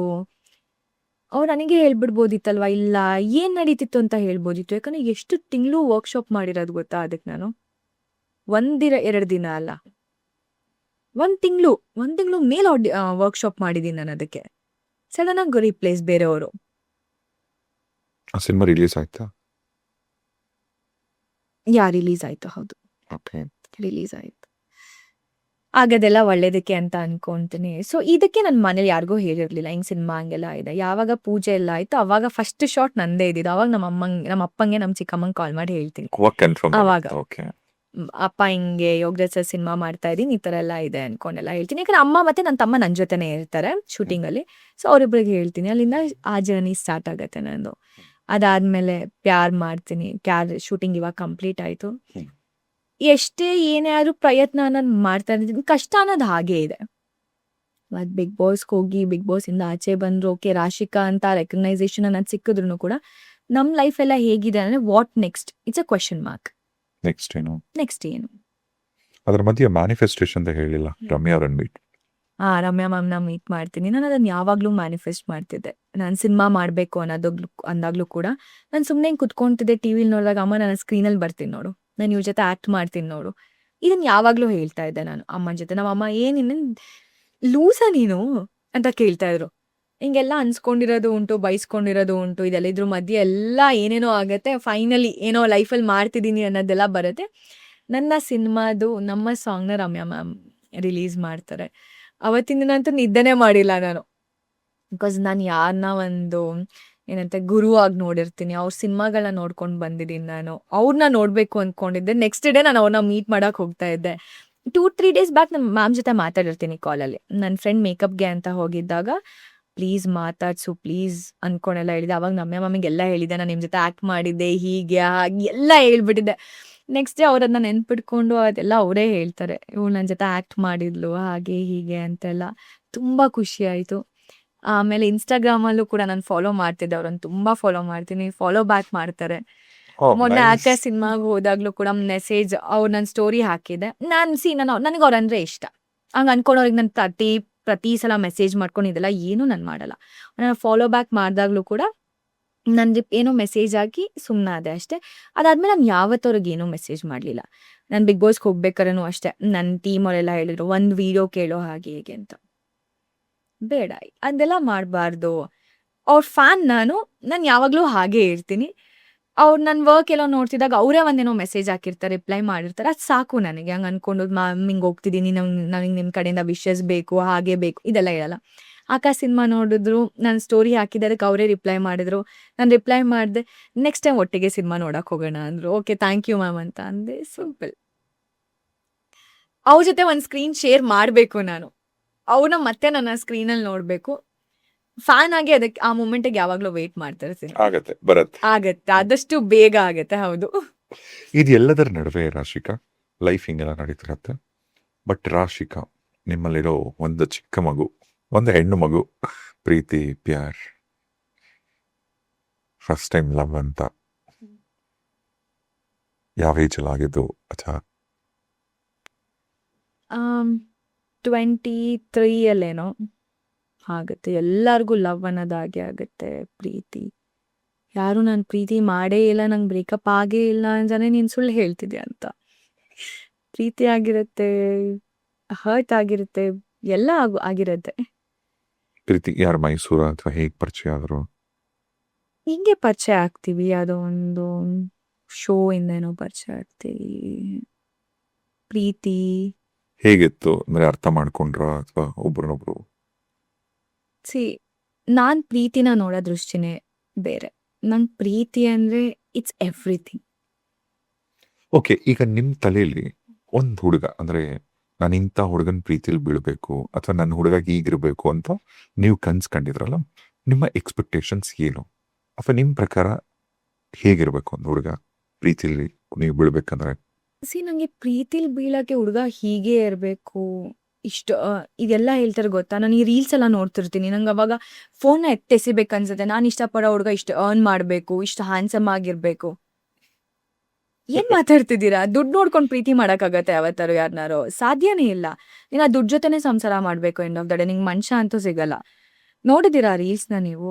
ಇನ್ಸ್ಟಾಗ್ರಾಮಲ್ಲಿ ಎಲ್ಲ ಓಡಾಡ್ತಿರತ್ತಲ್ಲ, ಏನು ಸೊಸೈಟಿಗೆ ಏನು ಮೆಸೇಜ್ ಕೊಡ್ತಿದ್ದೀರಾ ಅಂತ ಅನ್ಸುತ್ತೆ. ಸೊ ನೀವು ಕೇಳಿದ ಕ್ವೆಶನಿಗೆ ಬರ್ತೀನಿ. ಪ್ರೀತಿ ನನ್ನ ಪ್ರೀತಿ ನನಗದೊಂಥರ ದೇವರು. ಯಾಕಂದರೆ ನಾನು ಚಿಕ್ಕ ವಯಸ್ಸಿಂದನೂ ಆ ಪ್ರೀತಿನ ನೋಡ್ಕೊಂಡು ಬೆಳೆದವಳು. ನಮ್ಮ ಅಪ್ಪ ಅಮ್ಮನ ಪ್ರೀತಿನ ಹತ್ರದಿಂದ ನೋಡ್ಕೊಂಡು ಬೆಳೆದಿದ್ದೀನಿ ನಾನು. ಸೊ ನನ್ನ ಪ್ರೀತಿ ಇಲ್ಲೆಲ್ಲ ನೋಡ್ತೀನಿ ನಾನು ಹೇಗೆ ದೇವ್ರಿಗೆ ಪೂಜೆ ಮಾಡ್ತೀನಿ, ನನಗೆ ಪ್ರೀತಿ ಆ ಥರ. I respect it a lot. ನನಗೆ ಜೀವನದಲ್ಲಿ ಬರೋ ಹುಡುಗನು, ನಾನು ಅವನು ನೋಡಿದಾಗ ಅವನ ಮೇಲೆ ದಿನ ಐ ವಾಂಟ್ ಟು, ಹೇಗೆ ಹೇಳ್ತಾರೆ, ಅವನ ಮೇಲೆ ರೆಸ್ಪೆಕ್ಟ್ ಜಾಸ್ತಿ ಆಗಬೇಕು. ಅವನ ನೋಡಿದಾಗ ನೀನು ದುಡಿತಿದ್ಯಾ, ನೀನು ಹೇಗಿದ್ಯಾ, ನಿನ್ನ ಫ್ಯಾಮಿಲಿ ಬ್ಯಾಕ್ಗ್ರೌಂಡ್, ನಂಗೆ ಇದೇನೂ ಬೇಡ. ನಾನು ಅರ್ನ್ ಮಾಡ್ತೀನಿ, ನೀನು ಅರ್ನ್ ಮಾಡು, ಒಂದು ಚಿಕ್ಕ ಫ್ಯಾಮಿಲಿ, ನಾನು ನೀನು, ನನ್ನ ಫ್ಯಾಮಿಲಿ, ನಿನ್ನ ಫ್ಯಾಮಿಲಿ, ಸಾಕು. ನಾನು ಈ ಥರ ಹುಡುಗಿ. ಇದಕ್ಕಿಂತ ನನ್ನ ಎಕ್ಸ್ಪೆಕ್ಟೇಷನ್ಸ್ ಏನೂ ಇಲ್ಲ. ನೆಮ್ಮದಿ ಆಗಿರಬೇಕು. ಒಂದು ಪಕ್ಕ ನಾನು ಕುತ್ಕೊಂಡು ನಂಗೆ ದಿನ ಹಿಂಗೆಲ್ಲ ಆಯಿತು ಅಂತ ಹೇಳೋ ಟೈಮಲ್ಲಿ ನಂಗೆ ನೆಮ್ಮದಿ ಅನ್ನಿಸ್ಬೇಕು. ಬಿಕಾಸ್ ಎಷ್ಟೊಂದು ನಾವು ಫೇಸ್ ಮಾಡ್ತಿರ್ತೀವಿ ಸೊಸೈಟಿಲಿ, ಕೆಲಸ, ಆ ಟೆನ್ಷನ್, ಈ ಟೆನ್ಷನ್. ಒಂದು ಪಕ್ಕ ಬಂದು ಕುತ್ಕೊಂಡಾಗ ಫೈನಲಿ ನಾನು ನಮ್ಮ ಹುಡುಗನ ಜೊತೆ ಕುತ್ಕೊಂಡಿದ್ದೀನಿ, ಅವನ ಹತ್ರ ನಾನು ಎಲ್ಲ ಹೇಳ್ಕೊಳ್ಬೋದು. ನೆಮ್ಮದಿ ಆಗಿರ್ಬೇಕು ಒಂದು ಪಕ್ಕ ಕುತ್ಕೊಂಡಾಗ. ಇಲ್ಲೂ ಬಂದು ಮತ್ತೆ ಇದೇ ಹಣೆ ಬರೋಣ ಆ ಥರ ಬೇಡ ನನಗೆ. ಆರಾಮಾಗಿ ಅಪ್ಪ ಅಮ್ಮನ ಮಧ್ಯೆ ಕೂತಾಗ ಹಿಂಗೆ ಫೀಲ್ ಆಗಿರತ್ತೆ, ಅವ್ನ ಪಕ್ಕ ಕುತ್ಕೊಂಡಾಗ ಹಂಗೆ ಫೀಲ್ ಇರಬೇಕು. ಈಗ ನೀವು ಪ್ರೀತಿಯಲ್ಲಿ ಬಿದ್ದಾಗ, ಈಗ ಯಾರು ನೀವು ಆ ಹುಡುಗನಾದ್ರೆ ಪ್ರೀತಿಸಿದ್ರೆ ನಿಮಗೆ ಆ ಕ್ವಾಲಿಟೀಸ್ ಕಾಣಿಸ್ತಾ ಅವರಲ್ಲಿ? ನಾನು ತುಂಬ ಫರ್ಗಿವ್ ಮಾಡ್ತೀನಿ ನನ್ನ ಲೈಫಲ್ಲಿ. ನಾನು ತುಂಬ ಹಚ್ಕೋತೀನಿ ಒಬ್ಬರನ್ನ ಇಷ್ಟಪಟ್ಟರು. ಅದೇ ಪ್ರಾಬ್ಲಮ್ ನಂದು. ನನ್ನ ದಿನ ಪೂರ್ತಿ ನನ್ನ ಡೇಯಲ್ಲಿ ಏನಾಯ್ತು, ನಾನು ಇಲ್ಲಿ ಹೋಗ್ತಿದ್ದೀನಿ, ಹಿಂಗೆ ಮಾಡ್ತಿದ್ದೀನಿ, ಹಾಗೆ ಹೀಗೆ ಎಲ್ಲ ಅಪ್ಡೇಟ್ ಕೊಡ್ತೀನಿ. ನನಗೆ ಅನ್ಸುತ್ತೆ ಯಾಕೆ ನಾನು ತುಂಬ ಹಚ್ಕೋತೀನಿ ಅಂತ. ನೀವೆಲ್ಲ ಶೇರ್ ಮಾಡ್ತಿದ್ರಿ ಅವ್ರ ಜೊತೆ? ನಾನು ತುಂಬ ನಮ್ಮ ಅಪ್ಪ, ನಾನು ಹೇಳ್ತಿದ್ದೀನಲ್ಲ, ನನಗೆ ಪ್ರೀತಿ ಅಂದರೆ ನನಗೆ ನಮ್ಮ ಅಪ್ಪ ಅಮ್ಮನ ನಾನು ಹೇಗೆ ನೋಡ್ತಿರ್ತೀನಿ, ಆ ವ್ಯಕ್ತಿನೂ ನಾನು ಹಾಗೆ ನೋಡ್ತೀನಿ. ನಾವು ಹೇಳ್ತೀವ ನಮ್ಮ ಅಪ್ಪ ಅಮ್ಮನೇ ನಮಗೆ ದೇವರು ಅಂತ, ಹಾಗೆ. ಇವ್ರನ್ನೂ ಆ ಸ್ಥಾನದಲ್ಲಿ ನಾವು ಕೂರಿಸ್ತಾರೆ. ಆ ಸ್ಥಾನದಲ್ಲಿ ಅಂದರೆ family is too important to me in my life. ನಂಗೆ ಅವ್ರು ಬಿಟ್ಟು ನಂಗೆ ಪ್ರಪಂಚ ಬೇರೆ ಇನ್ನೇನೂ ಇಲ್ಲ ನನಗೆ. ಆ ಜಾಗಕ್ಕೆ ಅವನು ಕೂರಿಸ್ಬಿಡ್ತೀನಿ ನಾನು. ಬಟ್ ಅದೇ ಪ್ರೀತಿಯಲ್ಲಿ ಬೆಸ್ಟ್ ಡೇಸ್ ಅಂತ ಇರತ್ತಲ್ಲ, ಹೇಗಿತ್ತು ಆ ದಿನಗಳು? ತುಂಬ ಚೆನ್ನಾಗಿರ್ತಿತ್ತು. ಹೇಳಲ್ವಾ, ನಾನು ತುಂಬ ಇಷ್ಟಪಟ್ಬಿಡ್ತೀನಿ ಒಬ್ರನ್ನ ಇಷ್ಟಪಟ್ಟರೆ. ಅವ್ರನ್ನ ಹೇಟ್ ಮಾಡೋಕ್ಕೆ ಸಾಧ್ಯನೇ ಇಲ್ಲ ನಾವು. ಇವತ್ತಿಗೂ ನಾನು ಹೇಟ್ ಮಾಡಲ್ಲ. ಇಷ್ಟಪಟ್ಟವ್ರನ್ನ ನೀವು ಹೆಂಗೆ ಹೇಟ್ ಮಾಡ್ತೀರಾ? ಓಕೆ, ದೂರ ಇಲ್ಲ, ನಮ್ಮ ಜೊತೆ ಇಲ್ಲ, ದೂರ ಇದ್ದಾರೆ. ಬಟ್ ಆ ಕಳ್ದಿದ್ದ ಕ್ಷಣಗಳು ನನ್ನ ಮನ್ಸಲ್ಲಿ ಹಿಂಗೇನೋ ಅನಿಸ್ತಿದೆ ಅಂತ ಹೇಳಿದಾಗ ಅವ್ರು ನಮ್ಮ ಜೊತೆ ಇದೆ, it's okay, I am there for you, ನೀನು ಆರಾಮಾಗಿರು, ಯು ಕ್ಯಾನ್ ಡೂ ದಿಸ್ ಅಂತ ಮೋಟಿವೇಟ್ ಮಾಡ್ತಿರ್ತಾರೆ ಗೊತ್ತಾ. ಸೊ ಆ ಕ್ಷಣಗಳನ್ನ ಹೇಗೆ ಮರೆಯೋಕ್ಕೆ ಸಾಧ್ಯ? ಆ ಆ ಪ್ರೀತಿ ಕೊಟ್ಟಿರ್ತೀವಿ ನಾವು ಅವರಿಗೆ, ಅದನ್ನು ಹೇಗೆ ಮರೆಯೋಕ್ಕೆ ಸಾಧ್ಯನೇ ಇಲ್ಲ ಮರೆಯೋಕ್ಕೆ. ಬಟ್ ಎಸ್, ಆಗತ್ತೆ, ಏನು ಮಾಡೋಕ್ಕಾಗಲ್ಲ.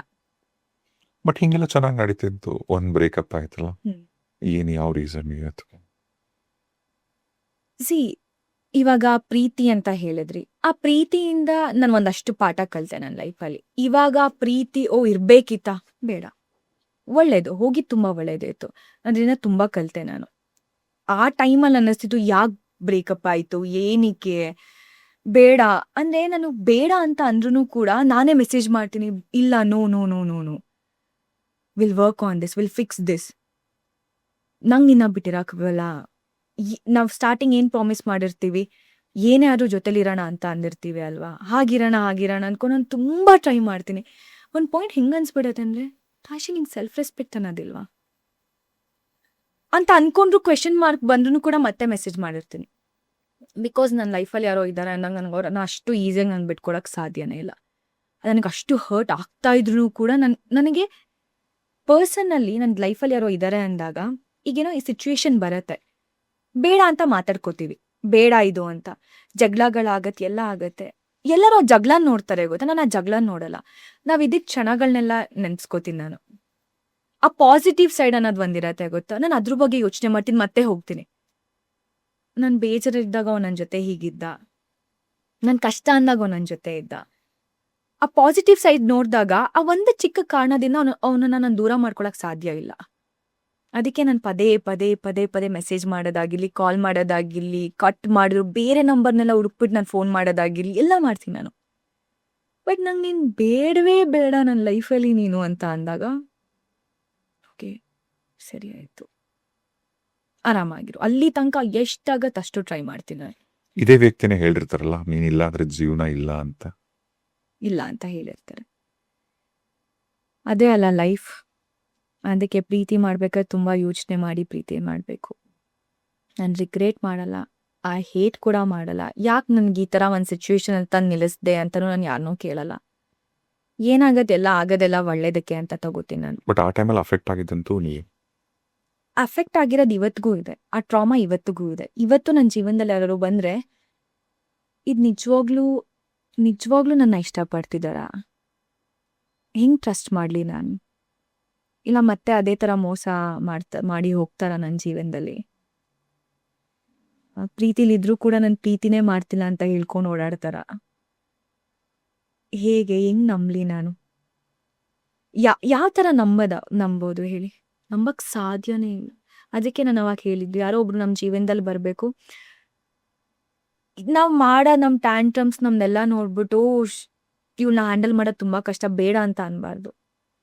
ಇವಳನ್ನ ನಾನು ಇಷ್ಟಪಡ್ತಿದ್ದೀನಿ, I will be there for her, ಅವಳನ್ನ ನಾನು ಹೀಲ್ ಮಾಡ್ತೀನಿ, ದಿಸ್ ಈಸ್ ಅವರ್ ಲೈಫ್. ಅವಳು ನನಗೆ ಬೇಕು, ಅವಳು ನನ್ನ ಜೊತೆ ನಾನು ಇಟ್ಕೊಳ್ಳೋದು ನನಗೆ ಗೊತ್ತು. ನಾನು ಅವಳ ಜೊತೆ ಇದ್ಕೊಂಡು ನಾನು ನಿನಗೆ ಪ್ರೀತಿ ಅನ್ನೋದು ಏನು ಅಂತ ತೋರಿಸ್ತೀನಿ ಅನ್ನೋ ವ್ಯಕ್ತಿ ಬೇಕು ಅಷ್ಟೇ. ನಮ್ಮನ್ನು ಅರ್ಥ ಮಾಡ್ಕೊಳ್ಳೋ ವ್ಯಕ್ತಿ ಅನ್ನೋದು ಬರಬೇಕು. ಯಾವ ಮನುಷ್ಯರು ಕೆಟ್ಟೋರು ಇಲ್ಲಿ ಒಳ್ಳೆಯವರು ಯಾರು ಇರಲ್ಲ, ಎಲ್ಲರೂ end of the day same. ಈ ಸಿಚುವೇಶನ್ಸ್ ನಮ್ಮನ್ನ ಕ್ರಿಯೇಟ್ ಮಾಡುತ್ತೆ. ಆ ಸಿಚುವೇಶನ್ನ ನೋಡಿ ನಮ್ಮನ್ನ ಬಿಟ್ಕೊಡ್ತಾರೆ, ಬೇಡವೇ ಬೇಡ ಇದು ಅಂತ ಹೇಳಿದ್ರೆ ಮತ್ತೆ ಪ್ರೀತಿ ಯಾಕೆ ಮಾಡ್ತೀರಾ?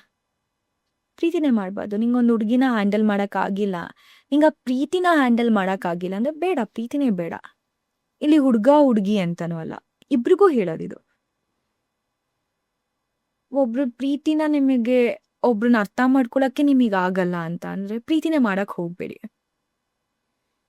ಆ್ಯಂಡ್ ಫಸ್ಟ್ ಆಫ್ ಆಲ್ ನೀವು ಸೆಲ್ಫ್ ಲವ್ ಕಲ್ತಿರಿ, ನಿಮ್ಮನ್ನು ನೀವು ಪ್ರೀತಿ ಮಾಡಬೇಕು, ಮಾಡೋದು ಹೇಗೆ ಅಂತ ನೀವು ಗೊತ್ತಿದ್ರೆ ಮಾತ್ರನೇ ಇನ್ನೊಬ್ಬ ವ್ಯಕ್ತಿನ ನೀವು ಪ್ರೀತಿಸೋಕೆ ಸಾಧ್ಯ. ಬಟ್ ಅದು ನಾನು ಪ್ರೀತಿಲಿದ್ದಾಗ ಏನಾಗೋದು ಗೊತ್ತಾ, ನನ್ನನ್ನು ಪ್ರೀತಿ ಮಾಡೋದಕ್ಕಿಂತ ಜಾಸ್ತಿ ಆ ಪರ್ಸನ್ನ ಪ್ರೀತಿ ಮಾಡಕ್ಕೆ ಸ್ಟಾರ್ಟ್ ಮಾಡ್ಬಿಡ್ತೀನಿ. ತುಂಬ ಇಂಪಾರ್ಟೆನ್ಸ್, ನಾನು ಎಲ್ಲದನ್ನೂ ಮರ್ತ್ಬಿಡ್ತೀನಿ. ಅವ್ರು ತಿಂಡಿ ತಿಂದ್ರ, ಆರಾಮಾಗಿದ್ದಾರಾ, ಏನು ಕತೆ, ಕೆಲಸ ಹೆಂಗೆ ನಡೀತಿದೆ ಅವ್ರದ್ದು. ಬಟ್ ಅಷ್ಟೆಲ್ಲ ಮಾಡಿರ್ತೀನಿ, ಅವ್ರಿಗೆ ಲಾಸ್ಟಲ್ಲಿ ಎಂಡ್ ಆಫ್ ದ ಡೇ ಕಾಣಿಸೋದು ಒಂದೇ, ನನ್ನ ಕೋಪ. ಅವಳಿಗೆ ಕೋಪ ಜಾಸ್ತಿ, ಸಿಕ್ಕಾಬಟ್ಟೆ ಕೋಪ. ಕೋಪನ ಹೆಂಗೆ ಹ್ಯಾಂಡಲ್ ಮಾಡೋದು? ಯಾಕಂದ್ರೆ ನಾನು ಕೊಟ್ಟಿರೋ ಪ್ರೀತಿ ಎಲ್ಲಿ ಹೋಗಿರತ್ತೆ? ಪ್ರೀತಿ ನೋಡಿರ್ತೀರಾ ಅಲ್ವಾ? ಬರೀ ಓಕೆ, ನಿಮ್ಗೆ ಬಿಡಬೇಕು ಅನ್ನೋದಿದ್ರೆ ಬಿಟ್ಟು ಹೋಗಿ. ರೀಸನ್ ಏನಕ್ಕೆ ಪ್ರೀತಿ ಅನ್ನೋದು, ಕೋಪ ಅನ್ನೋದು ಒಂದು ಕೊಡ್ತೀರಾ? ಎಲ್ಲರಿಗೂ ಕೋಪ ಅನ್ನೋದು ಬಂದೇ ಬರುತ್ತೆ ಅಲ್ವಾ? I've seen lot. ನಂಗೆ ಪ್ರೀತಿ ಬಗ್ಗೆ ಮಾತಾಡಿದಾಗ ಅಳು ಬರುತ್ತೆ. ಬಿಕಾಸ್ ಎಸ್, ನಾನು ನೋಡಿರೋ ಪ್ರೀತಿನೇ ಬೇರೆ, ಇವಾಗಿರೋ ಜನ್ರೇಷನಲ್ಲಿರೋ ಪ್ರೀತಿನೇ ಬೇರೆ. ಹಾಗೆ ಮಿಸ್ ಮ್ಯಾಚ್ ಟೋಟಲಿ. ಮೈ ಗಾಡ್, ಟೂ ಮಚ್. ಹಾಗೆ ನಿಮ್ಗೂ ಅನ್ಸುತ್ತೆ ಅಲ್ಲ ಹೀಗೇನೆ? ಕಷ್ಟ ಅಲ್ವಾ? ಅಂದ್ರೆ ಕಷ್ಟ. ರಾಂಗ್ ವ್ಯಕ್ತಿಗೆ. ರಾಂಗ್ ವ್ಯಕ್ತಿ, ಹೌದು. ನಾನು ಯಾವಾಗಲೂ ಹೇಳ್ತೀನಿ, ನನ್ನ ಫ್ರೆಂಡ್ಸ್ಗೂ ಯಾವಾಗಲೂ ಹೇಳ್ತೀನಿ, ನನ್ನ ತಮ್ಮಂಗೂ ಅದನ್ನೇ ಯಾವಾಗಲೂ ಹೇಳ್ತೀನಿ. ನಿಮ್ಮ ಅಕ್ಕನ್ನ ನಾನು ನೋಡಿದ್ದಾನೆ, ನನ್ನ ತಮ್ಮ ನನ್ನ ಬ್ರೇಕಪ್ ನೋಡಿದ್ದಾನೆ. ಯಾರನ್ನಾರು ಇಷ್ಟಪಟ್ಟರೆ ನಾನು ಎಷ್ಟು ಇಷ್ಟಪಡ್ತೀನಿ ಅನ್ನೋದು ಅವ್ನು ನೋಡಿದ್ದಾನೆ. ಎಲ್ಲ ನೋಡಿರೋದ್ರಿಂದ ಯಾವತ್ತೂ ಒಂದು ಹುಡುಗಿನ ಹರ್ಟ್ ಮಾಡಬೇಡ. ನಿನ್ನ ಖುಷಿಗೋಸ್ಕರ ಇಲ್ಲ ನಿನಗೇನೋ ಫೀಲ್ ಆಗ್ತಿದೆ ಅನ್ನೋದಕ್ಕೋಸ್ಕರ ಯಾವ ಹುಡುಗಿ ಜೊತೆನೂ ಆಟ ಆಡಬೇಡ, ಯಾವ ಹುಡುಗಿನೂ ಇಷ್ಟಪಡಕ್ಕೆ ಹೋಗ್ಬೇಡ. ಸಿಚುವೇಶನ್ಶಿಪ್ ನೋ. ಇವಳನ್ನ ನೋಡಿ ಇವಳ ಜೊತೆ ನಾನು ಲೈಫ್ ಲಾಂಗ್ ಇರ್ತೀನಿ ಅಂತ ಅಂದರೆ ಮಾತ್ರ take that step in your life. Because ನಿನಗೊಬ್ಳು ಅಕ್ಕ ಇದ್ದಾಳೆ, ನಾನು ಹತ್ತಿರೋದನ್ನ ನೋಡಿದ್ಯಾ, ನಾನು ಸಫರ್ ಆಗಿರೋದನ್ನ ನೋಡಿದ್ಯಾ, ನಾನು ಏನೇನೆಲ್ಲ ಫೀಲ್ ಮಾಡಿದ್ದೀನಿ ನೀನು ನೋಡಿದ್ಯಾ. ಇನ್ನೊಂದು ಹುಡುಗಿ ಯಾರೂ ನಿನ್ನಿಂದ ನೀನಾಗಿರ್ಬಾರ್ದು, ಅವ್ರು ಅಳೋದಕ್ಕೆ ರೀಸನ್ ನೀನಾಗಿರ್ಬಾರ್ದು ನಿನ್ನ ಜೀವನದಲ್ಲಿ. ಸಿಂಪಲ್. ಇದನ್ನೇ ನಾನು ಯಾವಾಗಲೂ ಒಂದು ಹೇಳ್ತಿರ್ತೀನಿ, ಆರಾಮಾಗಿರು. ಇದೇನು ಕಾರಣ ಆಗ್ಬೇಡ, ನೀನು ಯಾವುದಕ್ಕೂ ಕಾರಣ ಆಗ್ಬೇಡ. ನಿನಗೇನೋ ಲೋನ್ಲಿನೆಸ್ ಕಾಡ್ತಿದೆ, ನನಗೆ ಎಲ್ಲರೂ ರಿಲೇಷನ್ಶಿಪ್ಪಲ್ಲಿ ಇದ್ದಾರಪ್ಪ, ನನ್ನ ಜೊತೆಲಿರೋ ನಾನಿಲ್ಲ, ಅದಕ್ಕೋಸ್ಕರ ಯಾವತ್ತೂ ಲವ್ ಮಾಡಕ್ಕೆ ಹೋಗ್ಬಿಡಿ. ಪ್ರೀತಿ ಅನ್ನೋದು ತುಂಬ ಇಂಪಾರ್ಟೆಂಟ್. ಅದು ಹುಡುಗಿ ಮಧ್ಯ ಪ್ರೀತಿ ಅನ್ನೋದೇ ಅಲ್ಲ, ಅಪ್ಪ ಅಮ್ಮ, ತಮ್ಮ ತಂಗಿ, ಫ್ರೆಂಡ್ಸ್, ಈ ಪ್ರೀತಿ ತುಂಬ ಇಂಪಾರ್ಟೆಂಟ್. ಪ್ರೀತಿನ ಆದಷ್ಟು ಉಳಿಸ್ಕೊಳಕ್ಕೆ ಟ್ರೈ ಮಾಡಿ. ಚಿಕ್ಕ ವಿಷಯದಿಂದ ಯಾವ ವ್ಯಕ್ತಿನೂ ದೂರ ಮಾಡ್ಕೊಳಕ್ಕೆ ಹೋಗ್ಬೇಡಿ. ಯಾಕಂದರೆ ಒಂದೊಂದು ಪಾಯಿಂಟ್ ನಿಮಗೆ ಆ ಪ್ರೀತಿ ಬೇಕು ಅಂತ ಅನ್ನೋ ನಿಮಗೆ ಆ ಪ್ರೀತಿ ಸಿಗಲ್ಲ. ಮಿಸ್ಅಂಡರ್ಸ್ಟ್ಯಾಂಡಿಂಗ್, ಈಗೋ, ಸೆಲ್ಫ್ ರೆಸ್ಪೆಕ್ಟ್ ಇದೆಲ್ಲ ಪಕ್ಕಕ್ಕಿಡಿ. ನೀವು ನಿಜವಾಗ್ಲೂ ಒಬ್ರನ್ನ ಜೆನ್ಯೂನಾಗಿ ಪ್ರೀತಿ ಮಾಡ್ತಿದ್ರೆ ನಿಮ್ಗೆ ಇದು ಯಾವುದೂ ಬರಲ್ಲ. ಆ ವ್ಯಕ್ತಿ ಮಾತ್ರ ಬರ್ತಾರೆ ಕಣ್ಮುಂದೆ. ನನ್ನ ಸೆಲ್ಫ್ ರೆಸ್ಪೆಕ್ಟ್ ಹೋಗ್ಲಿ, ನನ್ನ ವ್ಯಾಲ್ಯೂಸ್, ನನ್ನ ಈಗೋ ಎಲ್ಲ ಪಕ್ಕಕ್ಕಿರೋಣ. ಆ ಪರ್ಸನ್ ನನ್ನ ಲೈಫಲ್ಲಿ ತುಂಬ ಇಂಪಾರ್ಟೆಂಟ್. ಆ ವ್ಯಕ್ತಿಗೋಸ್ಕರ ನಾನು ಏನು ಬೇಕಾದ್ರೂ ಮಾಡೋಕ್ಕೆ ರೆಡಿ ಇದ್ದೀನಿ. ಮತ್ತು ನಾವು ಅವ್ರ ಹತ್ರ ಹೋಗ್ತೀವಿ, ಮಾತಾಡ್ತೀವಿ ಅಲ್ಲ. ನಾನು ನಮ್ಮಮ್ಮ ಎಷ್ಟು ಜಗಳ ಮಾಡ್ತೀವಿ ಗೊತ್ತಾ? ಹೋಗ್ತೀನಿ ನಾನೇ, ಓ ಅಮ್ಮ ಸಾರಿ ಅಂದ್ಕೊಂಡು, ಏನೋ ಆಯಿತು ಅಂತ, ಅಮ್ಮ ಹೋಗು ನಾನು ಇನ್ನೊಬ್ರು ಅಮ್ಮ ನೋಡ್ಕೋತೀನಿ ಅಂತ ಹೇಳ್ತೀನಿ. ಅದು ಸಾಧ್ಯನೇ ಇಲ್ಲ. ಈಗ ನಿಮ್ಮ ಪರ್ಸ್ನಲ್ ಲೈಫಲ್ಲಿ ಒಂದು ಬ್ರೇಕಪ್ ಅಂತ ಆದ್ಮೇಲೆ ನೆಕ್ಸ್ಟ್ ಅದರಿಂದ ಹೊರಗೆ ಬರೋದಿರತ್ತಲ್ಲ, ಅದು ದೊಡ್ಡ ಚಾಲೆಂಜ್ ಲೈಫಲ್ಲಿ. ಹೀಗೆ ಆ ಟೈಮಲ್ಲಿ ನಿಮ್ಮ ಜೊತೆಗೆ ಯಾರಿದ್ರು, ಅಥವಾ ನೀವು ಹೇಗೆ ಹೊರಗೆ ಬಂದ್ರಿ? ನನ್ನ ಜೊತೆ ಫ್ಯಾಮಿಲಿ ಅವರೇ ನಿಂತ್ಕೊಂಡ್ರು ನನಗೆ. ಅಂದರೆ ಹೇಗಾಗೋಗುತ್ತೆ ಅಂದರೆ, ಅವ್ರು ಹೋಗಾದ್ಮೇಲೆ ಅವ್ರ ನೆನಪುಗಳನ್ನ ಮಾತ್ರ ಉಳ್ಕೊಳ್ಬಿಡತ್ತೆ. ಬೆಳಗ್ಗೆ ಎದ್ದು ಗುಡ್ ಮಾರ್ನಿಂಗಿಂದ ಸ್ಟಾರ್ಟ್ ಆಯಿತು ಅಂದರೆ ಗುಡ್ ನೈಟ್ ಹೇಳೋ ತನಕನೂ ಅವ್ರ ಜೊತೆನೇ ಮಾತಾಡ್ತಿರ್ತೀವಿ ಅಲ್ಲ. ಸಡನ್ನಾಗಿ ಎಲ್ಲ ಸ್ಟಾಪ್. ನಾನು ತುಂಬ ಡಿಪೆಂಡ್ ಆಗೋಗ್ತೀನಿ. ಲೈಕ್ ಏನಂತ ಹೆಂಗೆ ಹೇಳ್ತಾರೆ, ಎಲ್ಲಿಗೆ ಹೋಗಬೇಕು ಬಾ ನನ್ನ ಜೊತೆ, ಅದನ್ನು ತೊಗೊಳ್ಬೇಕು ಬಾ, ನಾನು ಮೂವಿಗೆ ಹೋಗಬೇಕು ಬಾ, ಎಲ್ಲೇ ಹೋಗಬೇಕು ಅನ್ನೋ ಐ ಟೇಕ್ ಹಿಮ್. ಇಲ್ಲ ಆ ಟೈಮಿಗೆ ನಾನು ಫ್ರೀ ಮಾಡ್ಕೋತೀನಿ, ಈ ಥರ ಆಗೋಗ್ಬಿಡತ್ತೆ. ಅದು ಬಿಟ್ಟು ನನ್ನ ಫ್ಯಾಮಿಲಿ ನನ್ನ ಪಾರ್ಟ್ನರ್, ಇವರಿಬ್ಬರು ಮಧ್ಯೆ ಮಾತ್ರ ಕನೆಕ್ಷನ್ ಅನ್ನೋದಿರುತ್ತೆ. ಫ್ರೆಂಡ್ಸ್ ಇಲ್ಲ, ಫ್ರೆಂಡ್ಸ್ ಮುಂಚೆ ನಾನು ಕಡಿಮೆ ಇರೋದು. ಫ್ರೆಂಡ್ಸ್ನ ಮೀಟ್ ಮಾಡೋಕೆ ಹೋದ್ರೂ ನಾನು ಇವನ್ನ ಕರ್ಕೊಂಡು ಹೋಗ್ತೀನಿ. ಸೊ ಈ ಥರ ಇದ್ದಾಗ ನೆಕ್ಸ್ಟ್ ಕಟ್ಟಾಯಿತು ಅಂದರೆ ನೆಕ್ಸ್ಟ್ ಡೇಯಿಂದ ಏನೂ ಇರೋದೇ ಇಲ್ಲ. ನೀನು ಯಾರೇ ಗುಡ್ ಮಾರ್ನಿಂಗ್ ಹೇಳ್ತೀಯ, ಆ ವ್ಯಕ್ತಿ ಇರಲ್ಲ. ಗುಡ್ ಮಾರ್ನಿಂಗ್ ನೀನು ಹೇಳಬೇಕು ಅಂತ ಅನ್ಸಿದ್ರೂ ಕೂಡ ಹೇಳೋಕ್ಕಾಗಲ್ಲ, ಆ ಸಿಚುವೇಶನಲ್ಲಿ ಇರ್ತೀಯ. ತಲೆಯಲ್ಲಿ ಅದೇ ನನ್ನಂಥ ಓವರ್ ಥಿಂಕರ್ಗೆ ತಲೆಯಲ್ಲಿ ಓಡ್ತಾನೇ ಇರುತ್ತೆ. ನೀನು ಎಷ್ಟೇ ಖುಷಿಯಾಗಿರು, ನೀನು ಎಷ್ಟೇ ನಾಟಕ ಮಾಡ್ತಿರು, ಎಸ್ ಐ ಆಮ್ ಫೈನ್, ಆರಾಮಾಗಿದ್ದೀನಿ ಅಂದರು ತಲೆಯಲ್ಲಿ ಆ ಕ್ವೆಶನ್ ಓಡ್ತಾನೆ ಇರುತ್ತೆ. ಮೆಸೇಜ್ ಮಾಡೋಣವಾ, ಕೇಳೋಣ, ಏನು ಮಾಡ್ತಿದ್ದಾನೆ, ಏನು ಕತೆ, ಮತ್ತೆ ಅದೇ ರಿಕ್ವೆಸ್ಟ್ ಮಾಡ್ಕೊಳ್ಳೋಣವಾ, ಇಟ್ಸ್ ಓಕೆ ಬಿಡು, ಐ ಆಮ್ ಸಾರಿ, ನಂದೇ ತಪ್ಪಾಯಿತು, ಸರಿ ಮಾಡ್ಕೊಳ್ಳೋಣವಾ, ಏನೋ ಹೇಳೋಣ ಅಂತ ಅಂದ್ಕೊಂತಿರುತ್ತೆ. ಬಟ್ ಬೇಡ ಬೇಡ ಅಂತ ಅಷ್ಟು ಸಲ ಹೇಳಿದ್ದಾನೆ ಅಂತ ಹೇಳಿದ್ಮೇಲೆ ನಿಂಗೆ ಮತ್ತೆ ಹೋಗ್ಬೇಕಾ, ಇದೆಲ್ಲ ಅನಿಸ್ದಾಗ ಹೋಗ್ಬೇಕು ಅಂತ ಅನ್ಸಲ್ಲ. ಮತ್ತೆ ಅವಾಗ ಇದ್ದಿದ್ದು ನನ್ನ ಹೀಲ್ ಮಾಡಿದ ನನ್ನ ಫ್ಯಾಮಿಲಿನ ನನಗೆ. ಬಟ್ ಎಷ್ಟೊಂದು ಸರಿ ಹಂಗೆ ಯಾಕೆ ಹೋಗ್ಬೇಕು ಅಂತ ಅನ್ಸುತ್ತೆ ಅಂದ್ರೆ ಅವ್ರ ಜೊತೆ ಜಗಳ ಆಗಿದ್ದು ಕೆಟ್ಟ ಮೂಮೆಂಟ್ಗಳದ್ದು ಏನು ಜ್ಞಾಪಕಕ್ಕೆ ಬರಲ್ಲ, ಬರೀ ಒಳ್ಳೇದೇ ನಿಮಗೆ. ಮೂಮೆಂಟ್ ಮಾತ್ರ ನಾನು ಬರೀ ಒಳ್ಳೆ ಮೂಮೆಂಟ್ನ ಮಾತ್ರ ನೋಡ್ತೀನಿ. ಈಗ ನನಗೋರ್ಗು ಏನೋ ಇವತ್ತು ಜಗಳ ಆಗುತ್ತೆ ಅನ್ಕೊಳ್ಳಿ, ಜಗಳ ಆದಮೇಲೆ ಸರಿ ಬೇಡ ಅವೆಲ್ಲ ಎಂಡ್ ದಿಸ್ ಅಂತ ಏನೋ ಒಂದು ಟಾಪಿಕ್ ಬಂದಾಗಲೂ ಕೂಡ ಓಕೆ ಫೈನ್ ಅಂತ ಅಂತೀನಿ. ಆ ಮೂಮೆಂಟಲ್ಲಿ ನನಗೆ ಕೋಪ ಬಂದಿರತ್ತಲ್ವ, ಓಕೆ ಫೈನ್ ಅಂತ ಹೇಳ್ತೀನಿ ನಾನು. ನೆಕ್ಸ್ಟ್ ಮೂಮೆಂಟ್ ಇಮ್ಮಿಡಿಯೇಟಾಗಿ ಕಾಲ್ ಮಾಡೋದು ನಾನೇನೆ. ನನಗೆ ಅನ್ಸುತ್ತೆ ನಂಗೆ ಈ ಥರ ಬೇಡ, ಯಾರು ನನಗಿಂತ ಜಾಸ್ತಿ ನನ್ನನ್ನು ಇಷ್ಟಪಡೋ ಅಂಥ ವ್ಯಕ್ತಿ ನನ್ನ ಜೀವನದಲ್ಲಿ ಬೇಕು. ನಾನೇ ತುಂಬ ಇಷ್ಟಪಟ್ಬಿಡ್ತೀನಿ. ನೆಕ್ಸ್ಟ್ ನನ್ನ ಲೈಫಲ್ಲಿ ಯಾವ್ದಾದ್ರು ಒಬ್ಬ ವ್ಯಕ್ತಿ ಬರ್ತಾನೆ ಅಂದರೆ ನನಗಿಂತ ಜಾಸ್ತಿ ಅವನು ನನಗೆ ಇಷ್ಟಪಡಬೇಕು. ಏನೇ ಸಿಚುವೇಶನ್ ಆದರೂ, ಎಂಥದೇ ಟೈಮ್ ಆದರೂ ನಾನು ಇವಳನ್ನ ಕಳ್ಕೊಳ್ಳಲ್ಲ. ನನ್ನ ಕೋಪ ಎಲ್ಲದು ನನ್ನ ಚಿಕ್ಕ ಚಿಕ್ಕ ಮೂಮೆಂಟ್ಸು ನಿಂಗೆ ಗೊತ್ತಾಗೋ ಥರ ಇರಬೇಕು. ಅರ್ಥ ಮಾಡ್ಕೊಂಡಿರೋಂಥ ವ್ಯಕ್ತಿ ಬೇಕು, ಮೆಚೂರ್ಡ್ ಆಗಿರೋಂಥ ಹುಡುಗ ಬೇಕು ನನಗೆ. ಈಗ ನೀವೊಂದು ಜೆನ್ಸಿ ಕಿಡ್ ಆಗಿ ಈಗಿನ ಜೆನ್ಸಿ ಹುಡುಗರು ಹುಡುಗಿಯರೆಲ್ಲ ಏನು ಎಷ್ಟೆಷ್ಟು ಬೇಗ ಒಂದು ವಾರಕ್ಕೆ ಪ್ರೀತಿಸ್ತಾರೆ, ದಿನಗಳ ಲೆಕ್ಕ ಟೈಮ್ ಲೆಕ್ಕದಲ್ಲೂ ಪ್ರೀತಿಸ್ತಾರೆ, ಏನೇನೋ ಕೋಡ್ಗಳಂತೆ, ಏನೇನೋ ಆ ಶಿಪ್ಪು ಈ ಶಿಪ್ಪು ಮಣ್ಣು ಮಸಿ ಅಂತೆಲ್ಲ ಈ ಕನ್ಫ್ಯೂಷನ್ಸ್ ಎಲ್ಲ ಕ್ರಿಯೇಟ್ ಆಗಿದೆ ಅಲ್ಲ, ನಿಮ್ಮ ಪ್ರಕಾರ ಯಾಕಾಗಿದೆ? ಒಂದು ಎರಡನೇದು, ಈಗ ಈ ಪಾಡ್ಕಾಸ್ಟ್ ನೋಡ್ತೀರ, ಎಷ್ಟೋ ಜನ ನಿಮ್ಮ ಜೆನ್ಸಿ ಮೆಟ್ಸ್ಗೆಲ್ಲ ಏನು ಹೇಳ್ತೀರ? ಇವಾಗಿರೋ ಜನ್ರೇಷನಲ್ಲಿ ಎವ್ರಿಥಿಂಗ್ ಇಸ್ ಸೋ ಈಸಿ. ಮುಂಚೆ ಎಲ್ಲ ಒಬ್ರನ್ನ ಮೀಟ್ ಮಾಡಬೇಕು ಅಂದರೆ ಟೈಮ್ ತಗೋತಾ ಇದ್ರು, ಮೀಟ್ ಮಾಡ್ತಾ ಇದ್ರು. ಒಂದು ಐ ಲವ್ ಯು ಅಂತ ಹೇಳಕ್ಕೆ ಎಷ್ಟು ದಿನ ಯೋಚನೆ ಮಾಡ್ತಿದ್ರು. ಇವಾಗ ಐ ಲವ್ ಯು ಮೆಸೇಜಲ್ಲಿ, I hate you, let's breakup message, ಎಲ್ಲ ಮೆಸೇಜಲ್ಲೇ ಆಗುತ್ತೆ. ಅವ್ರು ಬ್ರೇಕಪ್ ಮಾಡ್ಕೊಂತಿರೋದು ಕೂಡ ಡೈರೆಕ್ಟಾಗಿ ಬ್ರೇಕಪ್ ಮಾಡ್ಕೊಳ್ಳಲ್ಲ. ನನಗಾದ್ರು ಸುತ್ತಾಡ್ಬೇಕು, ಎಲ್ಲಾದ್ರೂ ಹೋಗ್ಬೇಕಾ, ಇಟ್ಸ್ ಸೋ ಈಸಿ. ಅವ್ರ ಜೊತೆ ಟೈಮ್ ಸ್ಪೆಂಡ್ ಮಾಡಬೇಕಾ, ಎಲ್ಲ ಈಸಿ ಆಗೋಗ್ಬಿಟ್ಟಿರುತ್ತೆ. ಆ ಪರ್ಸನ್ ವ್ಯಾಲ್ಯೂನೇ ಗೊತ್ತಾಗ್ತಿಲ್ಲ ಇವಾಗ. ನೀನು ಬ್ರೇಕಪ್ ಆಯಿತು ಅಂದ್ರೆ ಇನ್ನೊಬ್ರು ಬೇಗ ರೀಪ್ಲೇಸ್ ಆಗೋಂಥ ಜನ್ರೇಷನಲ್ಲಿ ನಾವು. ನಿಂಗೆ ಈ ಪರ್ಸನ್ ನೆನಪೆಲ್ಲಿಂದ ಕಾಡೋದೇ ಇಲ್ಲ, ಯಾಕಂದ್ರೆ ಆಲ್ರೆಡಿ ರೀಪ್ಲೇಸ್ ಆಗ್ಬಿಟ್ಟಿರ್ತಾನೆ. ಬೇಡ, ಇದೆಲ್ಲ ಬೇಡವೇ ಬೇಡ ಈ ಜನ್ರೇಷನ್. ನಾನು ಹೇಳ್ತಿದ್ದೀನಲ್ಲ, ನಮ್ಮ 80s 90s like old school ನಾವೇನಂತ ಹೇಳ್ತೀವಿ, ಆ ಪ್ರೀತಿನೇ ಇಂಪಾರ್ಟೆಂಟ್. ಹಾಗೆ ಇರಿ, ಎಲ್ಲರೂ ಚೇಂಜ್ ಆಗಕ್ಕೆ ಹೋಗಬೇಡಿ. ಈ ಮೂಮೆಂಟ್ ಏನು ಈ ಜನ್ಸಿ ಅಂತೆಲ್ಲ ಹೇಳ್ತೀವಿ, ಇಷ್ಟು ಟೈಮ್ ಮಾತ್ರ. ಒಂದು ಟೈಮ್ ಆದಮೇಲೆ ಇದು fade away, it will fade away, I tell you. ಯಾಕಂದರೆ ರಿಯಲ್ ಪ್ರೀತಿ ಏನು ಅಂತ ಎಲ್ಲರಿಗೂ ಅರ್ಥ ಆಗಕ್ಕೆ ಸ್ಟಾರ್ಟ್ ಆಗುತ್ತೆ. ಎಷ್ಟು ದಿನ ಅಂತ ಮಾಡ್ತಾರೆ ಇದನ್ನು, ಎಷ್ಟು ದಿನ ರೀಪ್ಲೇಸ್ ಆಗುತ್ತೆ. ಒನ್ ಪಾಯಿಂಟ್ ಆಫ್ ವ್ಯೂ, ನಮ್ಮ ಜೀವನದಲ್ಲಿ ಒಬ್ಬ ವ್ಯಕ್ತಿ ಸ್ಟೇಬಲ್ ಪರ್ಸನ್ ಬೇಕು ಅಂತ ಅನ್ಸುತ್ತಲ್ಲ, ಅವಾಗ ಏನು ಮಾಡ್ತಾರೆ, ಸಿಗಲ್ಲ ಅವಾಗ. ಯಾಕಂದ್ರೆ ನೀವು ಆ ಪರ್ಸನಲ್ಲೂ ಏನೋ ಹೊಸ ಥರ ಹುಡುಕಕ್ಕೆ ಸ್ಟಾರ್ಟ್ ಮಾಡ್ತೀರಾ. ಯಾಕಂದರೆ ಆಲ್ರೆಡಿ ಇಲ್ಲಿ ಅಷ್ಟು ರೀಪ್ಲೇಸ್ ಆಗಿರೋದ್ರಿಂದ ನಿಂಗೆ ಯಾರೋ ಒಬ್ಬ ಒಳ್ಳೆ ವ್ಯಕ್ತಿ ಬಂದು ನಮ್ಗೆ ಅವನ ಉಳಿಸ್ಕೊಳಕ್ಕಾಗೋದೇ ಇಲ್ಲ.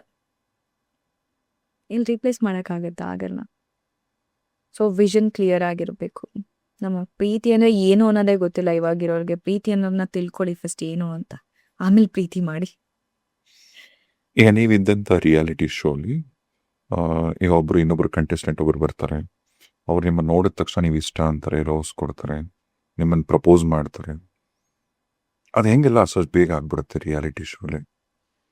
ಅವ್ರು ನನಗೆ ಪ್ರಪೋಸ್ ಮಾಡಲ್ಲ, ಬಿಗ್ ಬಾಸಲ್ಲಿ ಹೇಳ್ತಾರೆ ಯಾರು ನಿಮಗೆ ಚೆನ್ನಾಗಿರೋ, ಈ ಮನೇಲಿ ಯಾರು ಸುಂದರವಾಗಿರೋ ಹುಡುಗಿ ಅಂತ. ಅವ್ರು ಬಂದು ರೋಸ್ ಕೊಡ್ತಾರೆ ಅಷ್ಟೇ. ಸಿಚುವೇಶನ್ಸಲ್ಲಿ ಅಲ್ಲ, ಅದಾದ ನಂತರ ಒಂದು ಕಡೆ ಅವ್ರು ಹೇಳ್ತಾರೆ, ಬಟ್ ನೀವು ಕ್ಲಿಯರ್ ಆಗಿ ಹೇಳ್ತೀರಾ ಇಲ್ಲ ನನಗೆ ಇಂಟ್ರೆಸ್ಟ್ ಇಲ್ಲ ಅಂತ.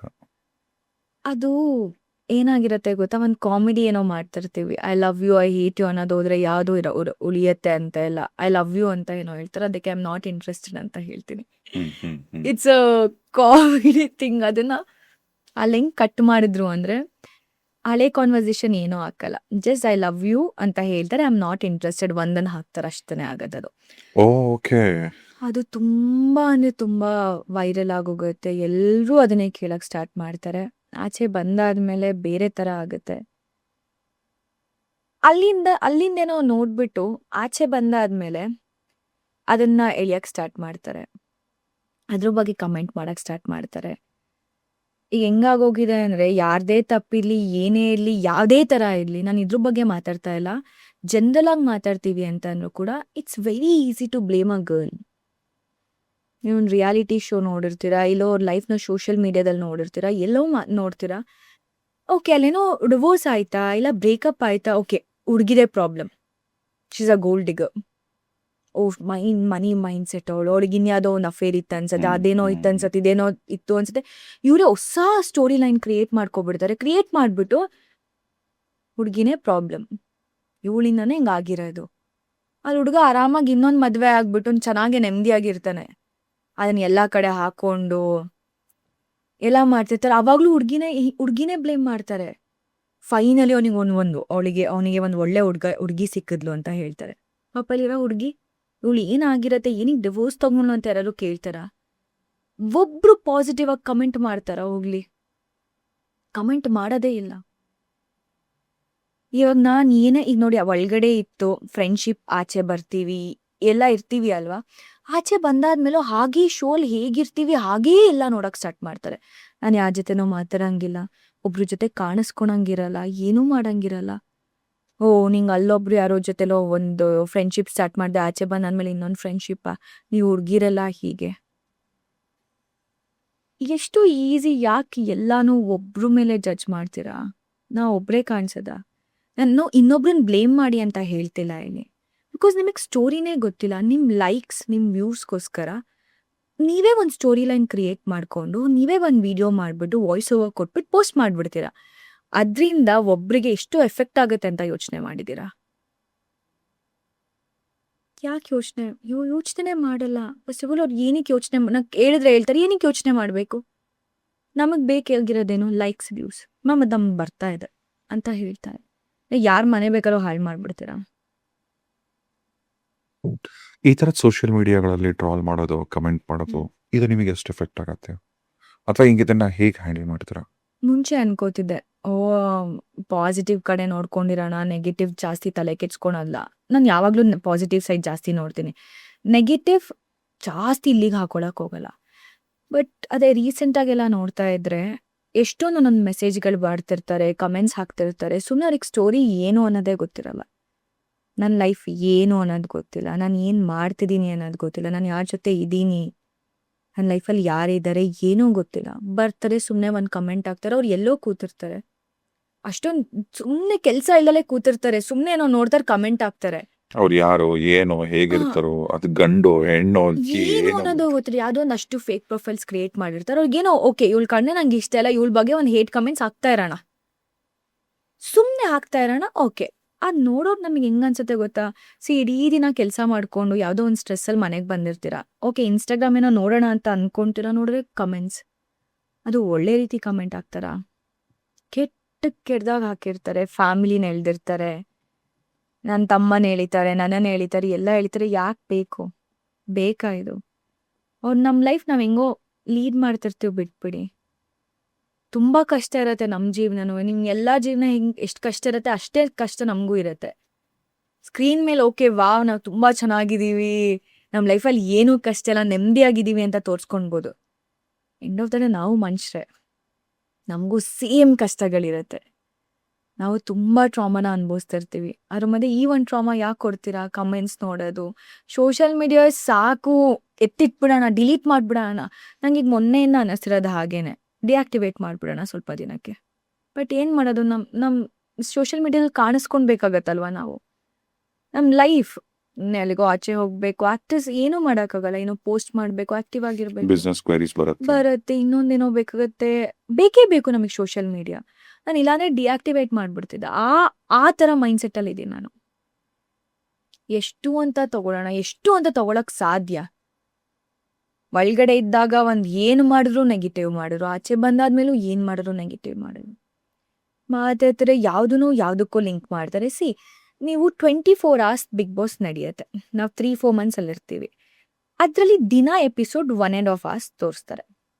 ಲೈವ್ ನೋಡ್ತೀರಾ? ಹೌದು, ಲೈವ್ ನೋಡಿದಾಗ ನಿಮಗೆ ಅಷ್ಟು ಜನ ಒಬ್ಬೊಬ್ರು ಒಂದೊಂದು ಕಾರ್ನರಲ್ಲಿ ಇರ್ತೀವಿ. ಒಂದು ಕಾರ್ನರ್ ನೋಡ್ತಿರ್ತೀರ, ಇನ್ನೊಂದು ಕಾರ್ನರಲ್ಲಿ ಏನು ನಡೀತಿರತ್ತೆ ಅನ್ನೋ ನಿಮಗೆ ಗೊತ್ತಿರಲ್ಲ ಅಲ್ವಾ? ಸೊ ನಿಮಗೆ ಒಬ್ರು ಲೈಫ್ ಬಗ್ಗೆ ಕಂಪ್ಲೀಟಾಗಿ ಗೊತ್ತಿರಲ್ಲ, ಅಲ್ಲಿ ಸಿಚುವೇಶನ್ಸ್ ಹೇಗಿರತ್ತೆ, ಆಚೆ ಕಡೆ ನಾವೇನೋ ಸಿಚುಯೇಷನ್ ಬಂತು ಅಂತ ಅಂದರೆ ವಿಲ್ ಇಗ್ನೋರ್ ಇಟ್. ಇವ್ನಿಗೆ ಏನು ಹೇಳಬೇಕು, ನನ್ನ ಲೈಫ್ ನಾನು ಏನು ಅಂತ ನಂಗೆ ಗೊತ್ತು ಅಂತ ಹೇಳ್ತೀವಿ. ಬಟ್ ಅಲ್ಲಿ we have to give that clarity. ಆಡಿಯನ್ಸ್ಗೂ ಕ್ಲಾರಿಟಿ ಕೊಡಬೇಕು, ಅಲ್ಲಿರೋರ್ಗೂ ಕ್ಲಾರಿಟಿ ಕೊಡಬೇಕು. 1.5 hours ಅಲ್ಲಿ ಪಾಪ ಅವ್ರು ಎಷ್ಟು ತೋರ್ಸೋಕ್ಕಾಗತ್ತೆ ಅಷ್ಟೇ ತೋರ್ಸೋಕ್ಕಾಗೋದು. ಅದನ್ನ ನೋಡಿ ನಮ್ಮನ್ನು ಜಡ್ಜ್ ಮಾಡ್ತಾರೆ ಅಲ್ಲ, ಹೀಗೆ ಅದು. ಇಲ್ಲ, ಬಟ್ ಅದಕ್ಕೆ ಒಂದೊಳ್ಳೆ ಪ್ರಶ್ನೆ ಇದೇ ಕ್ವಶನ್ ಕೇಳಿದಾಗ ಆ ಟೀಮ್ ಯಾರೋ ಒಂದು ಆನ್ಸರ್ ಕೊಡ್ತಾರೆ, ನಾವು ಇಲ್ದೇ ಇರೋದು ನಾವೇನು ತೋರಿಸಲ್ಲ, ನೀವಲ್ಲ ಅದೇನ್ ಮಾಡಿದ್ರೆ ಅದನ್ನೇ ನಾವು ತೋರಿಸ್ತೀವಿ ಅಂತ ಹೇಳ್ತಾರೆ. ಅದೇ ನಾವೇನು ಮಾಡಿರ್ತೀವಿ ಅದೇ ತೋರಿಸಿರ್ತಾರೆ. ಬಟ್ 1.5 hours ಅಲ್ಲಿ ಆ ಕಡೆ ಕಾನ್ವರ್ಸೇಷನ್, ಈ ಕಡೆ ಕಾನ್ವರ್ಸೇಷನ್, ಏನೇನು ಆಗಿರುತ್ತೆ ಅಂತ ಅಲ್ಲಿ ಇರಲ್ಲ ಅಲ್ವಾ. ಅಂದ್ರೆ ಎಡಿಟಿಂಗ್ ಎಡಿಟಿಂಗ್ ಅಂತ ನಾನು ಹೇಳೋದು. ಈಗ ನಾರ್ಮಲ್ ನಾವು ಇಷ್ಟು ಮಾತಾಡ್ತಿದ್ದೀವಿ, ಇದ್ರಲ್ಲಿ ಮೇನ್ ಪಾಯಿಂಟ್ ಏನಾಗಿರುತ್ತೆ ನಾವು ಅದನ್ನು ಹಾಕ್ತೀವಿ ಅಲ್ಲಿ, ಇಲ್ಲೇನೋ ಆಗಿದೆ ಅಂತ. ಅಲ್ಲ, ಈಗ ನಿಮ್ಗೆ ಆ ಶೋಲೇನೆ ಒಂದು ಕಂಟೆಸ್ಟೆಂಟ್ ಜೊತೆಗೆ ನಿಮಗೆ ಲವ್ ಇಂಟ್ರೆಸ್ಟ್ ಅಂತ ನಿಮ್ಮಿಬ್ಬರನ್ನು ಅಲ್ಲಿ ಪ್ರಾಜೆಕ್ಟ್ ಮಾಡ್ತಿದ್ರಲ್ಲ, ನಿಮ್ಮಿಬ್ಬರದು ಒಂದು ಕಪಲ್ ಅಂತೆ ಲವ್ ಅಂತೆಲ್ಲ. ಈಗ ಅಲ್ಲಿ ಆಕ್ಚುಲಿ ನಿಮಗೆ ನಿಮ್ಮಿಬ್ಬರ ನಡುವೆ ಆ ಥರದ ಲವ್ ಏನಿರ್ಲಿಲ್ವ ಅಂತ? ಲವ್ ಅನ್ನೋದೇ ಇರಲಿಲ್ಲ ಅಲ್ಲಿ, ಜಸ್ಟ್ ಫ್ರೆಂಡ್ಶಿಪ್ ಅನ್ನೋದು ಮಾತ್ರ ಇದ್ದಿದ್ದಲ್ಲಿ. ಬಿಕಾಸ್ ಆ ಮನೇಲಿ ನಮಗೆ ಅಂತ ಯಾರೋ ಒಬ್ರು ಪರ್ಸನ್ ಬೇಕಾಗಿರತ್ತೆ. ಅದು ಹುಡುಗನೇ ಆಗಿರ್ಲಿ, ಹುಡುಗಿನೇ ಆಗಿರ್ಲಿ, ಏನೋ ಆಗಿರ್ಲಿ, ಒಂದು ಎಮೋಷನಲ್ ಎಮೋಷನಲ್. ಹೌದು, ಅಲ್ಲಿ ಎಲ್ಲರೂ ಕಂಟೆಸ್ಟೆಂಟ್ ಆಗಿ ಬಂದಿರ್ತೀವಿ, ನಾವು ಯಾರನ್ನೂ ಟ್ರಸ್ಟ್ ಮಾಡೋಕ್ಕಾಗಲ್ಲ. ಅಲ್ಲಿ ಯಾರ್ದೋ ಮೇಲೆ ಗೊತ್ತಿಲ್ಲ ನಮಗೂ ಅವ್ನ ಟ್ರಸ್ಟ್ ಬಿಲ್ಡ್ ಆಗತ್ತೆ, ನಾವು ಅವ್ರ ಜೊತೆ ಇರ್ತೀವಿ. ಹಂಗೆ ಅಂದಿದ ತಕ್ಷಣ ಅವ್ರ ಜೊತೆ ನಮಗೆ ಲವ್, ಇನ್ನೊಂದೇನೋ ಹೊಸ ಸ್ಟೋರಿ ಕ್ರಿಯೇಟ್ ಮಾಡ್ತಾರೆ. ಫ್ರೆಂಡ್ಶಿಪ್ ಆಗೇ ನೋಡಿ, ಒಂದು ಹುಡುಗ ಒಂದು ಹುಡುಗಿ ಕೂತ್ ಮಾತಾಡಿದ ತಕ್ಷಣ ಲವ್ ಅನ್ನೋದೇ ಬೇಕು ಅಂತ ಅಲ್ಲ, ಫ್ರೆಂಡ್ಶಿಪ್ ಆಗು ಇರ್ಬೋದು ಅಲ್ಲಿ. ಎಮೋಷನ್ಸ್ ಹೊರಗೆ ಬಂದ್ಮೇಲೆ ಹೇಗಿದೆ ಈ ಕ್ವೆಶ್ಚನ್? ಫ್ರೆಂಡ್ಸ್ ಆರಾಮಾಗಿ ಅವಾಗ ಏನೋ ಏನು ಕತೆ, ಆರಾಮಾಗಿದ್ಯಾ ಏನು ಅಂತ ಕೇಳ್ತೀವಿ, ಇಲ್ಲ ಎಲ್ಲಗಾರೋ ಮೀಟ್ ಮಾಡ್ತೀವಿ, ಮಾತಾಡ್ತೀವಿ, ಅಷ್ಟೇ. ಅದ್ಬಿಟ್ಟು ಬಿಕಾಸ್ ಎಲ್ಲರೂ ಅವ್ರ ಲೈಫಲ್ಲಿ ಬ್ಯುಸಿ ಇರ್ತೀವಿ. ನನ್ನ ಲೈಫ್ ತೊಗೊಂಡೆ ನಾನು ಒಂಥರ ಬ್ಯುಸಿ, ಅವ್ರ ಲೈಫ್ ತೊಗೊಂಡ್ರೆ ಅವ್ರು ಒಂಥರ ಬ್ಯುಸಿ. ಹಂಗೆ ಅಂದಿದ ತಕ್ಷಣ, ಆಚೆ ಬಂದಿದ ತಕ್ಷಣನೂ ಇವರಿಬ್ಬರು ಹಾಗೇ ಇರಬೇಕು. ಯಾಕಂದರೆ ಆ ಮನೇಲಿ ನಮಗೆ ಅವ್ರಿಗೆ ನಾವು ಅಂತ ಇರ್ತೀವಿ. ಆಚೆ ಬಂದಾದ್ಮೇಲೆ ನನಗೆ ನನ್ನ ಫ್ಯಾಮಿಲಿ, ನನ್ನ ಕೆರಿಯರ್, ನನ್ನ ಕೆಲಸಗಳು ತುಂಬ ಇರುತ್ತೆ. 24 hours ನೀನು ಅಲ್ಲಿ ನಮ್ಮನ್ನ ಹೆಂಗೆ ನೋಡಿದೆ, ಆಚೆ ಬಂದಾದ್ಮೇಲೆ ನಂಗೆ ನೋಡೋಕ್ಕಾಗಲ್ಲ. ಆಚೆ ಕಡೆ ಬಂದಾದ್ಮೇಲೆ ರಾಶಿಕಾಸ್ ಲೈಫ್ ಇಸ್ ಕಂಪ್ಲೀಟ್ಲಿ ಡಿಫ್ರೆಂಟ್. ಅಲ್ಲಿ ನೋಡಿದ ತಕ್ಷಣ ನೀವು ಇಲ್ಲಿ ಜಡ್ಜ್ ಮಾಡೋಕ್ಕಾಗಲ್ಲ. ಆ್ಯಂಡ್ ಅಲ್ಲೇನೋ ನೋಡಿರ್ತಾರೆ, ಇಲ್ಲಿ ಆಚೆ ಬಂದ ರಾಶಿಕಂಗೆ ಕೋಪ. ಕೋಪ ಯಾಕೆ? ಎಲ್ಲರಿಗೂ ಕೋಪ ಬಂದೇ ಬರುತ್ತೆ ಕೇಳಿದ್ರೆ. ಸಿಚುವೇಶನ್ ಏನೋ ನಡೆಯುತ್ತೆ, ಕೋಪ ಮಾಡ್ಕೋತೀವಿ ಅದಕ್ಕೆ.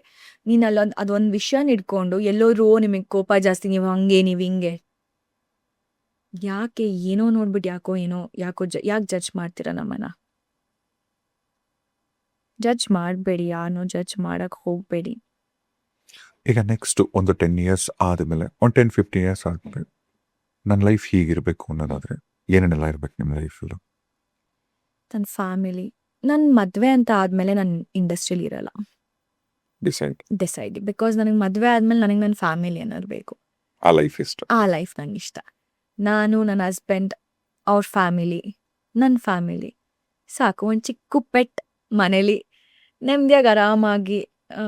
ನಾನೇನಾದ್ರು ಬಿಸ್ನೆಸ್ ಮಾಡಬೇಕು ಅಂತ ಅಂದ್ಕೊಂಡಿದ್ದೀನಿ. ನಂಗೆ ಒಂದು ಒಳ್ಳೆ ಸಪೋರ್ಟಿವ್ ಪಾರ್ಟ್ನರ್ ಸಿಗಬೇಕು. ಅವನ ಲೈಫಲ್ಲಿ ನಾನು ಸಪೋರ್ಟಿವ್ ಆಗಿ ನಿಂತ್ಕೊಂಡು ಚೆನ್ನಾಗಿ ಜೀವನ ಚಿಕ್ಕದಾಗಿ ತುಂಬ ಚೆನ್ನಾಗಿದ್ರೆ ಸಾಕು. ನೆಮ್ಮದಿ ಬೇಕು. ಅಲ್ಲ, ನೀವು ಎಷ್ಟು ಚೆನ್ನಾಗಿ ಹೇಳಿದ್ರಿ. ಆ್ಯಕ್ಚುಲಿ ಈ ಜೆನ್ಸಿಲಿ ದೊಡ್ಡ ಕನ್ಫ್ಯೂಷನ್, ಮದುವೆ ಆಗಬೇಕಾ ಆಗಬಾರ್ದು ಅಂತ ಕೂಡ ಇದೆಯಂತೆ. ನಂಗೆ ಇಷ್ಟ, ನಾನು ಮದುವೆ ಆಗಬೇಕು. I want that family. ನಾನು ಅದು ಯಾವಾಗಲೂ ಡಿಸೈಡ್ ಮಾಡ್ಕೊಂಡಿದ್ದೆ, ನಾನು ಮದುವೆ ಆದಮೇಲೆ ನಾನು ಇಂಡಸ್ಟ್ರಿಲಿ ಇರಲ್ಲ. ಬಿಕಾಸ್ ಮದುವೆ ಆದಮೇಲೆ ನನ್ನ ಕಂಪ್ಲೀಟ್ ಟೈಮ್ ನನ್ನ ಪಾರ್ಟ್ನರ್, ಅವರ ಫ್ಯಾಮಿಲಿ. ಆ್ಯಂಡ್ ಇವಾಗ ಹಿಂಗೆ ಗೊತ್ತೆಲ್ಲ ಹೇಳ್ತಾರೆ ಗೊತ್ತಾ, ನಂಗೆ ಮದುವೆ ಆದಮೇಲೆ ಬರೀ ನಾನು ಹುಡುಗನ ಜೊತೆ ಮಾತ್ರ ಇರಬೇಕು. ನಾನು ಮದುವೆ ಆಗ್ತಿದ್ದೀನಿ, ನಂಗೆ ಅವ್ರ ಫ್ಯಾಮಿಲಿನೂ ನಂಗೆ ಬೇಕು. ನಂಗೆ ಒಬ್ಬಳೇ ಎಲ್ಲ ಇರೋಕ್ಕಾಗಲ್ಲ. ನಾನು ಅವನಕ್ಕಿಂತ ಜಾಸ್ತಿ ಅವ್ರ ಫ್ಯಾಮಿಲಿ ಜೊತೆ ಅಟ್ಯಾಚ್ ಆಗಬೇಕು, ಸುತ್ತಾಡಬೇಕು, ಆರಾಮಾಗಿ ಅವ್ರ ಜೊತೆ ಜಾಸ್ತಿ ಇರಬೇಕು. ಇವನ ಜೊತೆಗಿಂತ ಅವ್ರ ಜೊತೆ ಟೈಮ್ ಸ್ಪೆಂಡ್ ಜಾಸ್ತಿ ಮಾಡಬೇಕು ಅನ್ನೋದೆಲ್ಲ ಆಸೆ ಇದೆ ನನಗೆ. ಸೊ ಅದಕ್ಕೆ ನನ್ನ ಟೈಮ್ ಫ್ಯಾಮಿಲಿಗೆ ಬೇಕು. ನಾನು ಶೂಟ್ ಮಾಡ್ಕೊಂಡು ಎಲ್ಲೋ ಇದ್ದೆ ಅಂತ ಅಂದಾಗ ಒಬ್ರನ್ನೊಬ್ರು ನೋಡ್ಕೊಳ್ಬೇಕಲ್ಲ, ಒಬ್ರನ್ನೊಬ್ರನ್ನ ಅರ್ಥ ಮಾಡ್ಕೊಳ್ಬೇಕಾಗಿರತ್ತೆ. ಆ ಟೈಮಲ್ಲಿ ನಾನು ಎಲ್ಲೋ ವರ್ಕ್ ಅಂತ ಮಾಡ್ಕೊಂಡು ಕೂತ್ಕೊಂಡ್ರೆ ಫ್ಯಾಮಿಲಿ ಅಟ್ಯಾಚ್ಮೆಂಟ್ ಅನ್ನೋದಿರಲ್ಲ.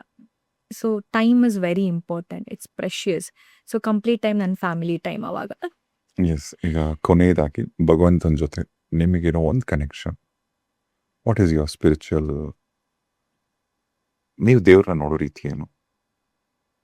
ನನಗೆ ದೇವ್ರನ್ನ ನೋಡೋ ರೀತಿ ಅನ್ನೋದಕ್ಕಿಂತ, ನಾನು ಏನೋ ಒಂದು ಸ್ಟೆಪ್ ಬಿಡ್ತಿದ್ದೀನಿ ನನ್ನ ಜೀವನದಲ್ಲಿ ಅಂದಾಗ ನಾನೆಲ್ಲೋ ನಾನು ಫೀಲ್ ಮಾಡ್ತೀನಿ. ನನ್ನ ಅಕ್ಕಪಕ್ಕ ಐ ಕ್ಯಾನ್ ಫೀಲ್ ದಟ್. ನೀನು ತಪ್ಪು ಮಾಡ್ತಿದ್ಯಾ, ನೀನು ಸರಿ ಮಾಡ್ತಿದ್ಯಾ, ಏನೋ ಒಂದು ಪಾಸಿಟಿವ್ ಆ ಎನರ್ಜಿ ನನಗೆ ಪಾಸ್ ಆಗುತ್ತೆ. ಅದು ಬ್ರೇಕ್ ಆಗತ್ತೆ ಅಲ್ಲಿ. ನಿಮಗೆ ಯಾವುದಾದ್ರೂ ಒಂದು ಪರ್ಟಿಕ್ಯುಲರ್ ನಿಮಗೆ ಇಷ್ಟವಾದಂಥ ದೇವರು ಅಂತದ್ದು ಯಾರೋ ಒಂದು ಟೆಂಪಲ್ಗೆ ಹೋಗೋದು ಆ ಪ್ರಾಕ್ಟೀಸ್ ಇದೆಯಾ?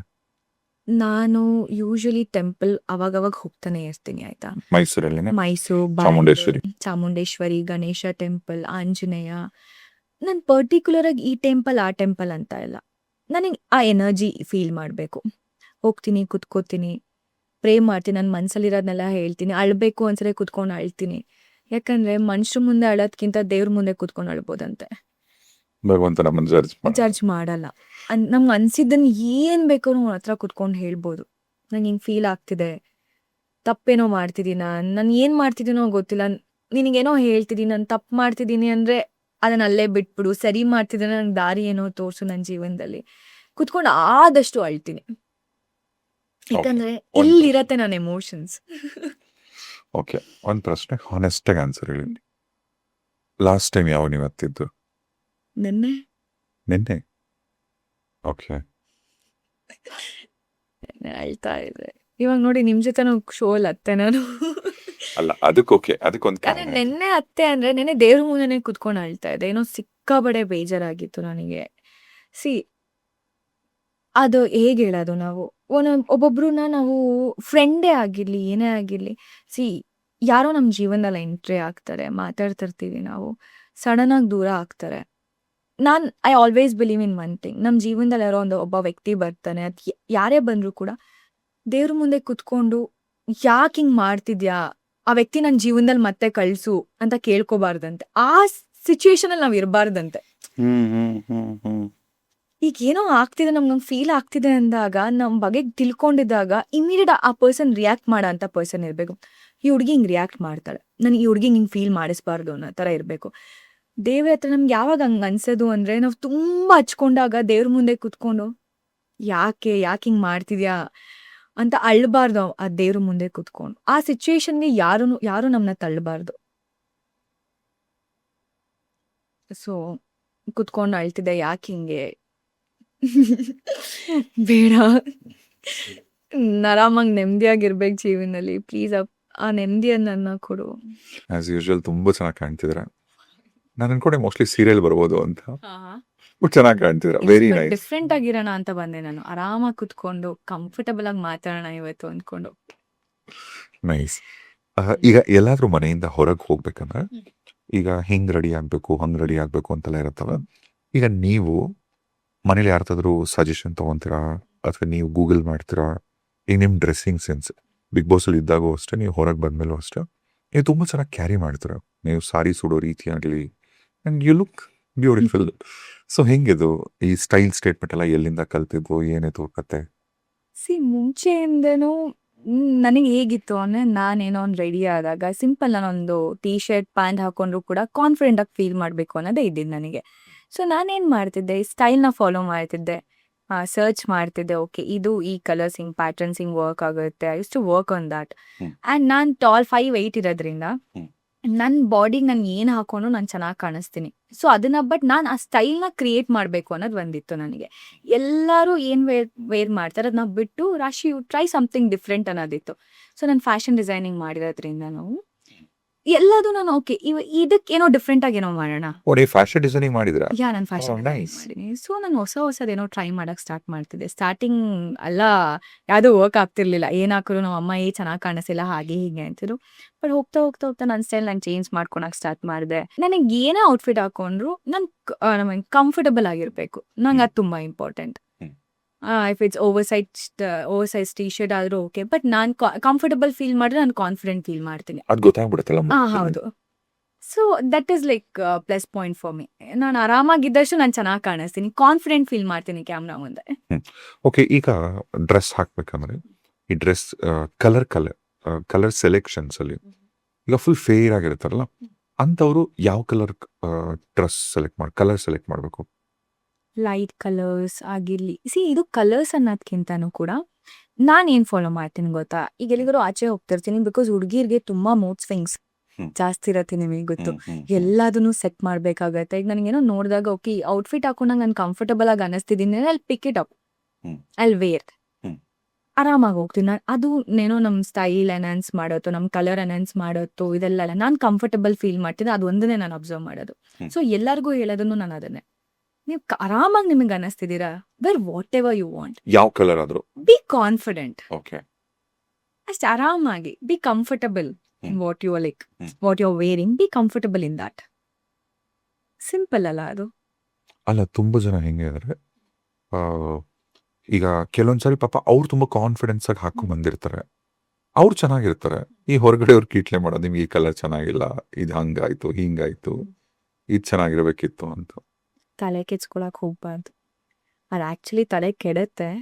ಯಾರೋ ಒಂದು ಕಮೆಂಟ್ ಪಾಸ್ ಮಾಡಿದಾಗ, ಇನ್ನೊಂದು ಹೇಳಿದಾಗ, ಇವಾಗಿರೋ ಜನ್ರೇಷನ್ ಹೇಗಿದೆ ಅಂತ ಅಂದರೆ, ನೀವು ಏನು ಮಾಡಿದ್ರು ಹೇಳ್ತಾರೆ, ನೀವು ಏನು ವೇರ್ ಮಾಡಿದ್ರು ಹೇಳ್ತಾರೆ, ನೀವು ಸ್ಯಾರಿ ವೇರ್ ಮಾಡಿದ್ರು ಏನೋ ಅಂತ ಹೇಳಿರ್ತಾರೆ ಅಲ್ಲಿ. ಜನರ ಕೆಲಸನೇ ಇದು. ಜನರು ಮಾತಾಡ್ತಾರೆ. ನೀವು ನೀವು ಜನಕ್ಕೋಸ್ಕರ ಜನ ಹಿಂಗೇನೋ ಹೇಳ್ತಾರೆ, ನಾವು ಹಿಂಗಿರ್ಬೇಕು ಹಂಗಿರ್ಬೇಕು ಅಂತ ಎಷ್ಟೇ ಅನ್ಕೊಂಡ್ರು ಎಂಡ್ ಆಫ್ ದ ಡೇ ಅಲ್ಲೂ ಏನೋ ಒಂದು ಮೈನಸ್ ಹುಡುಕಿರ್ತಾರೆ.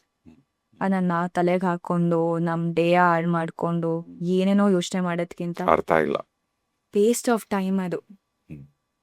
ನಿಮಗೆ ಖುಷಿ ಇದೆಯಾ, ನಿಮ್ಮ ಅಪ್ಪ ಅಮ್ಮ ಆರಾಮಾಗಿದ್ದಾರಾ, ನೀವು ಮಾಡ್ತೀರಾ, ನಿನ್ ವೇರ್ ಮಾಡೋ ನಿಮ್ಮ ಅಪ್ಪ ಅಮ್ಮಂಗೆ ಓಕೆನಾ, ಫೈನ್. ಬೇರೆಯವ್ರ ಬಗ್ಗೆ ಏನಕ್ಕೆ ಜಾಸ್ತಿ ತಲೆ ಕೆಚ್ಕೊಳ್ಬೇಕು?